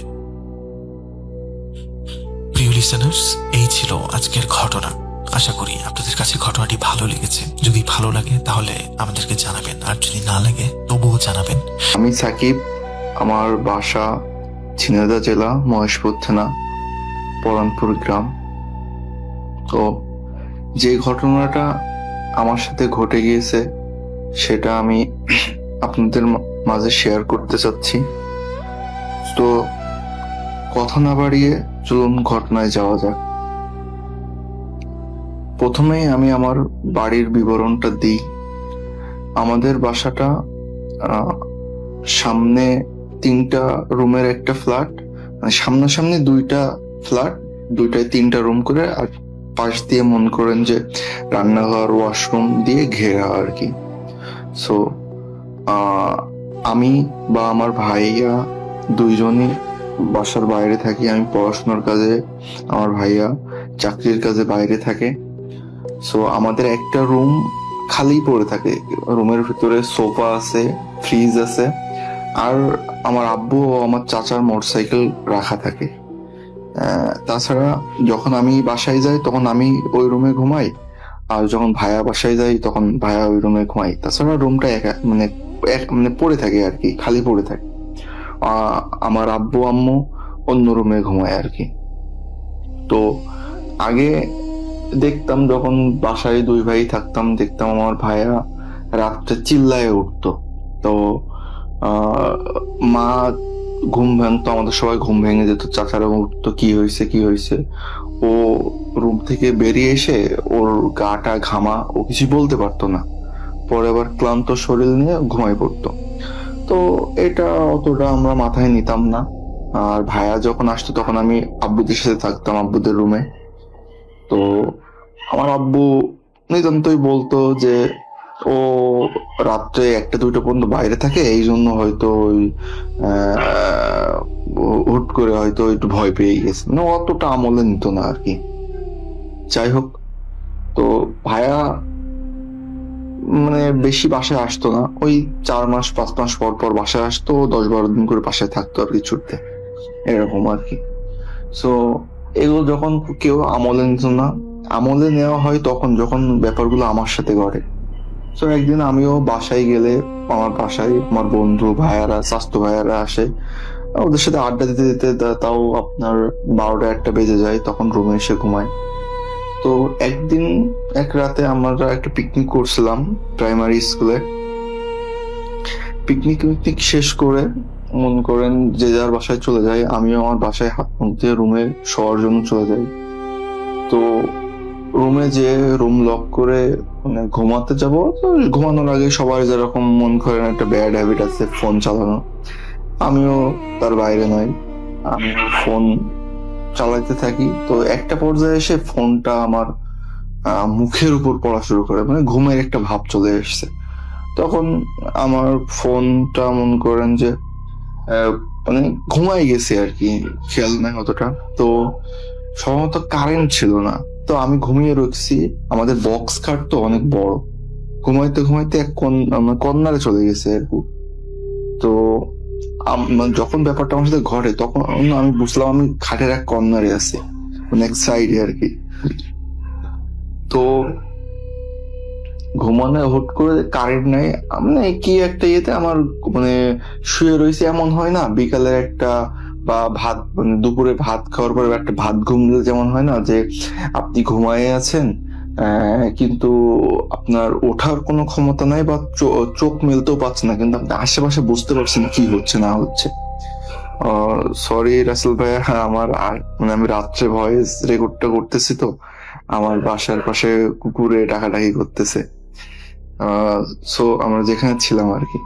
তো ওই ঘুমটা এমনই হয় যে আপনি চোখ খুলতে পারছেন না, বা হচ্ছে আপনি উঠতেও পারছেন না, কিন্তু বুঝতে পারছেন আশেপাশে আপনার সাথে কি ঘটে যাচ্ছে বা কি হচ্ছে, কারো কথা মতো সবকিছু আপনি শুনতে পাচ্ছেন। তো এমন হয়েছে আবার, তো আমি শুয়ে রয়েছি, মানে বলে রাখা ভালো রাসেল ভাই, আমি যখন দুপুরে ঘুমাই তখন খাটে মানে আমার আব্বু আমার পাশে এসে শুয়ে থাকে, আবার মা এসেও পাশে শুয়ে থাকে, ছোট আমার চাচাতো বোন আছে। তো ভাইয়া মানে আমার আম্মা এসেও পাশে শুয়ে থাকতো, শুয়ে পড়তো বা বসতো খাটে, আমি পাশে ঘুমাই থাকতাম। আমার চাচাতো ছোট বোনেরাও আছে, ওরাও এসে খেলা খেলতে খেলতে এসে পাশে শুয়ে থাকতো, আমার ফোনটা নিয়ে চালাতো। তো হুট করে আমি শুয়ে রয়েছি আপনার হচ্ছে যে ডান হাতের দিকে, মানে ডান হাতে এর দিকে মানে কাত হয়ে আমি শুয়ে আছি। তো হঠাৎ করে মনে হলো মানে বক্স খাট তো, কেউ যদি বসে তাহলে একটা শব্দ হয়, মানে দেবে যাওয়ার একটা শব্দ আসে আর কি। তো মনে হলো যে কেউ একজন আমার মানে আসলো খাটে, এসে মনে করেন শুয়ে পড়লো। তো আমি মনে করছি এখন হয়তো মানে আমার মনে হচ্ছে দুপুর বেলা আমি এসে ঘুমাইছি। তো আবার আমার মনে হচ্ছে আমার আব্বু এসে ঘুমালো, কারণ আব্বু যেরকম নিঃশ্বাস ছাড়ে বা আব্বুর যে মনে গাটা ঘেমে গেলে প্রত্যেকটা মানুষের গায়ে ঘ্রাণ থাকে না, তো সেমন আমি মনে করছি আব্বু এসে মনে হচ্ছে বাজার থেকে বাড়ি আসছে, এসে মনে হয় আমার পাশে এসে রেস্ট নিচ্ছে। তো আমার হুট করে তখনই মনে, আমি কিন্তু ঘুমানো অবস্থায় মানে চোখ মুখ মানে মেলাইনি, এমনিতেই মনে মনে ভাবতেছি, ঘুম আমার ভেঙে গেছে তখন, কিন্তু তাও চোখ মেলাইনি। তারপরে আমার এক মনে হচ্ছে আল্লাহ, আমি তো এখন দুপুরের ঘুম হচ্ছে না, আমি তো হচ্ছে যে পিকনিক করে এসে রাত্রে বাসায় এসে ঘরে ঘুমোচ্ছি। পরে আমি বুঝছি আমি তো দরজা লক করে রাখছি, আব্বু আসবে কিভাবে। তো আমি একটু ভয় ভয় ভয় ভয় করতেছি না, ওই সময় আমি অতটা ভয় পাই নাই। তো আমি একটু গলা এরম ঝাড়া মেরে এই পাশে কাত হলাম, দেখি যে কেউ নেই, মানে হাত দিয়ে কেউ নেই। ফোনটা খুঁজতেছি আমি বাম হাত দিয়ে, ফোনে বারবার পাওয়ার বাটন অন করতেছি, বুঝতে পারলাম না ফোন মানে বন্ধ হয়ে গিয়েছে। পরে আমি উঠে বসলাম খাটের পরে। উঠে বসার পরে আমি হচ্ছে যে উঠে বসেছি পা ঝুলিয়ে, এখন আমার সামনে রয়েছে মনে করেন 2টা মোটরসাইকেল। আমি মোটরসাইকেল এমন, এখন আমার মনে হচ্ছে যে সামনে সামনে 2টো মোটরসাইকেল, আমার মনে হচ্ছে আমি যদি এই রুম থেকে বেরিয়ে যেতে পারি তাহলে হয়তো আমি বেঁচে যাবো, এমনটা মানে মানে এমনটা ফিল হচ্ছে আমার ভিতরে। পরে আমি বুঝতে পারছি আমার পাশে কেউ আছে, মানে আমি পাশে কারো মানে কোনো কিছু আমার পাশে এক্সিস্ট করতেছে, এটা আমি বুঝতে পারছি। পরে আমার ঘাড়ের পেছনে খালি গায়ে গেছিলাম, নিঃশ্বাস পড়তেছে, এমন করে নিঃশ্বাস পড়তেছে আমার ঘাড়ের পরে। তো আমার গাটা পুরো ভারী হয়ে যাচ্ছে। তো আমি 2-3 বার করে মা মা করে চিৎকার করলাম। তো যখনই মা মা করে চিৎকার করতেছে তখনই আস্তে আস্তে এই যে গম্ভীর ভাবটা এটা কেটে যাচ্ছে। তো মনে হচ্ছে যে আমি এই রুম থেকে বেরোতে পারলে বাঁচি। তো আমি রুম থেকে মা আমাকে 2-3 বার চিৎকার করে তখন কারেন্ট চলে আসলো। কারেন্ট চলে আসলে আপনার হচ্ছে যে আমি শুয়ে পড়লাম, শুয়ে পড়ে ফোনটা চার্জে ঢুকায় শুয়ে পড়লাম। আমি মনে করছি কি জিনিসটা কি আমি দেখবো, মানে একটা আমার কিউরিওসিটি জেগে গেছে। পরে ওই যে কারেন্ট ছিল না, গাটা ঘামছে, পরে যেই আমি বালিশ মাথা দিয়েছি পরের দিনকে আমি 12টার সময় টের পাইছি। ওই দিনকে সকালে উঠে আমি 12টার সময় উঠে দেখি যে আমার আম্মা উঠা মানে রান্নাঘরে ওখানে ওই যে এঁচড় আছে কাঁঠাল, তো ওই এঁচড় রান্না করবে বলে ওইটা আমার কাকি আমার কাকা আর আমার মা হচ্ছে যে সেজে কাকা ওনারা ওইটা বাঁচতেছে, মানে কাটাকাটি করতেছে। আর আমার আব্বু আমাদের হচ্ছে যে বারান্দায় বসে আছে। তো আমি এসে আমার কাকার সাথে আমার হচ্ছে কাকির সাথে বলতেছি, আমার কাকা আর কাকি আমার পাশের রুমেই থাকে। তো বলতেছে কাকা এরকম এরকম ভাই যে ভয়টাই স্থির করতে আসলে তো এরকম সমস্যা আছে। তো একটা পর্যায়ে দেখলাম যে আমার কাকি আর কাকা সান্ত্বনা দিচ্ছে আমারে। তো ওই সান্ত্বনা দেওয়ার পর আমার মার ভিতরে একটা গম্ভীর ভাব দেখলাম। আব্বু দেখি যে দূর থেকে মানে খুব খেয়াল করে শুনতেছে আমার কথা। তো যখনই আমার কাকা আর কাকির আমার সান্ত্বনা দেওয়ার ব্যাপারটা দেখলাম তখনই আমি বুঝে ফেললাম যে কিছু না কিছু একটা আছে। তো তারপরে আমি ওই দিনকে রাত্রে আবার আমাদের 12টার দিকে 12:30 দিকে রুমে আসছি। এসে মনে করেন যে আমি আবার ঘুমাই পড়ছি, মানে ওইভাবে আর কি, ফোন টোন চলাইতে ঘুমাই পড়ছি আর কি। ঘুমাই পড়ছি হঠাৎ করে আমি মনে করেন একটা স্বপ্ন দেখছি, মনে নেই, হট করে মনে করেন যে মুখ চাপাই ধরে না যেমন তেমন একটা মুখ চাপাই ধরে। তো আমি উঠে পড়ছি ঘুম থেকে উঠে আমি মনে করেন ওই রুমের ভিতরে আমি থাকতে পারছি না। আমি হুট হুট করে মনে করেন যে হেই হেই করে যেরকম মনে হচ্ছে যে এই যে আপনি আশেপাশে কুকুর চলে আসলে, ছাগল চলে আসলে খেদায় না, আমি এরকম খেদাচ্ছি না, আমি নিজের থেকে মানে আমি নিজে বের করতেছি না, আমার ভিতর থেকে এগুলো বেরিয়ে আসছে, হেই হেই সর সর, এমন এমন। তো তারপরে আমি জোরে জোরে মা মা বলে চিৎকার দিয়েছি, এবার আমি মন করছি যা হয়ে যাক আমি রুম থেকে বেরোতে হবে। আমি দৌড়াতে যেয়ে মোটরসাইকেল হ্যান্ডেলে আমার মাজায় ব্যথা পেলাম। পরে দরজাটা খুলে আমি হাত নিয়ে যে কাকা কাকা করে দরজা বাড়াচ্ছি, আর আমার মা দেখেছে কোরআন শরীফ পড়তেছে। আমার মার মেয়ে একবার ডাকিছে, আমার মেয়ে একবারে উত্তর নিয়ে মানে কোরআন শরীফটা রুকুতে থেকে, মা পরে এসে বলবো, রুকুতে থেকে আমার কাছে আসলো, এসে আমার সেজাকে উঠে পড়ছে। মা আসলো, তার মা এসে আমার বলছে কি হয়েছে কি হয়েছে বলে, আমার মা দেখলো মানে গাটা ঝাড়িয়ে দিল। পরে আলাপ লাগলাম, আমি বলছে আমার সাথে এই হয়েছে, আমার ঘুম ভেঙে গেছে, গতদিন করে এরকম হয়েছে। পরে আমার মা আমার গাটা ঝাড়িয়ে দিল। পরে আমার মা রুমের ভিতরে এসে বলতেছে তুই আমার ছেলে জ্বালাচ্ছে। আমার মা এমনিতেই কথা বলতেছে, তুই আমার ছেলে জ্বালাচ্ছিস কেন, আমার ছেলে কি করেছে, তুই থাকবি তোর জায়গায়, আমার ছেলের মতো থাকতে দেবো, কয়দিনের জন্য বাসায় এসছে। তো এরম বলার পরে আমার মা একদম মনে করেন যে ইয়ে পর্যন্ত মানে সকাল পর্যন্ত আমার হাতে বসেই থাকলো, আমার গল্প করছে। আমার কাকা যে ঘুমালে, কাকাও বসেছিল, পরবর্তী যে বলছে যে আমার সকালে বাজারে যেতে হবে, আমি একটু ঘুমাই। আমার মা বললো তুই যা, আমি বসে আছি। পরে আমি সকাল হয়ে গেলে মাও চলে গেলাম, তখন একটু ঘুমালাম। পরে এই চলে গেল এই ঘটনা। এই ঘটনা অনেকদিন পর আমি যখন আমি মেসে চলে আসি, মেসে এসে যখন মন করেন যে 5-7 দিন মেবি আমার চলে যায় এইভাবে। পরে আমার রুমমেট, আমার বন্ধু ইমন, ও থাকে আমার কাছে। তো কি কোনো কারণে বাসায় গেছিল, বাসায় যাওয়ার ফলে আমি একা ছিলাম। আমি এমনিতেও মেসে মন করেন একা থাকি, কোনো সমস্যা হয় না। তো আমার খাটটা সেমি ডাবল, আমাদের খাট দুটো পাশাপাশি, আর মাথার গোড়ায় মন করেন 2টা টেবিল, আর সামনের দিকে ফাঁকা। তো আমার বন্ধু চলে গেছে, তো আমি মেসে ঘুমায় আছি। এবার মনে হলো যে আমার হচ্ছে যে বন্ধুর খাটের থেকে কেউ একজন উঠলো। ওর খাট আবার মানে মানে মেসের খাটগুলো অ্যাজ ইউজুয়ালি কেমন হয় যে একটু নড়বড় করে, শব্দ হয়, ক্যাচকুচ। সো মনে হলো যে আমি শুয়ে আছি, আমার খাটটা আবার সেমি ডাবল। মেসে এমনি সিঙ্গেল খাট হয়, কিন্তু আমারটা একটু সেমি ডাবল, 2জন অনায়াসেই শোয়া যায় আর।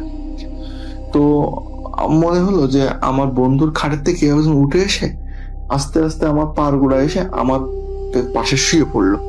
শুয়ে পড়ে আমি কিন্তু 6 ফিট 2 রাসেল ভাইয়া উচ্চতা আর কি। তো আমার মনে হলো যে যে আমার পাশে শুয়ে পড়লো সে আমার থেকেও বড়, মানে আমি তো 6 ফুট 2, আমার থেকেও লম্বাই বড়। আস্তে আস্তে সে আমার মনে করেন নিজে জড়িয়ে নিচ্ছে। যখনই আমার জড়িয়ে ফেললো, তখন আমার কিন্তু পুরো জ্ঞান মনে করেন যে আমি পুরো সজাগ। আমার যখন জড়িয়ে ফেলেছে তো অটোমেটিক আল্লাহর কি রহমান, আমার আল্লাহ আল্লাহ আস্তাগফিরুল্লাহ আস্তাগফিরুল্লাহ এইগুলো মুখের ভিতরে অটোমেটিক চলে আসলো। তো এইগুলো আসার পরে মন করেন যে আমার পুরো মানে আল্লাহর রহমতে আমি পুরো মন করে ফ্রি হয়ে গেলাম। ফ্রি হওয়ার পরে ফোনটা সাথে সাথে নিয়ে পরে মন করেন যে আমি হচ্ছে যে বাকারা সূরা চালু করে মন করেন যে থুয়ে দিলাম।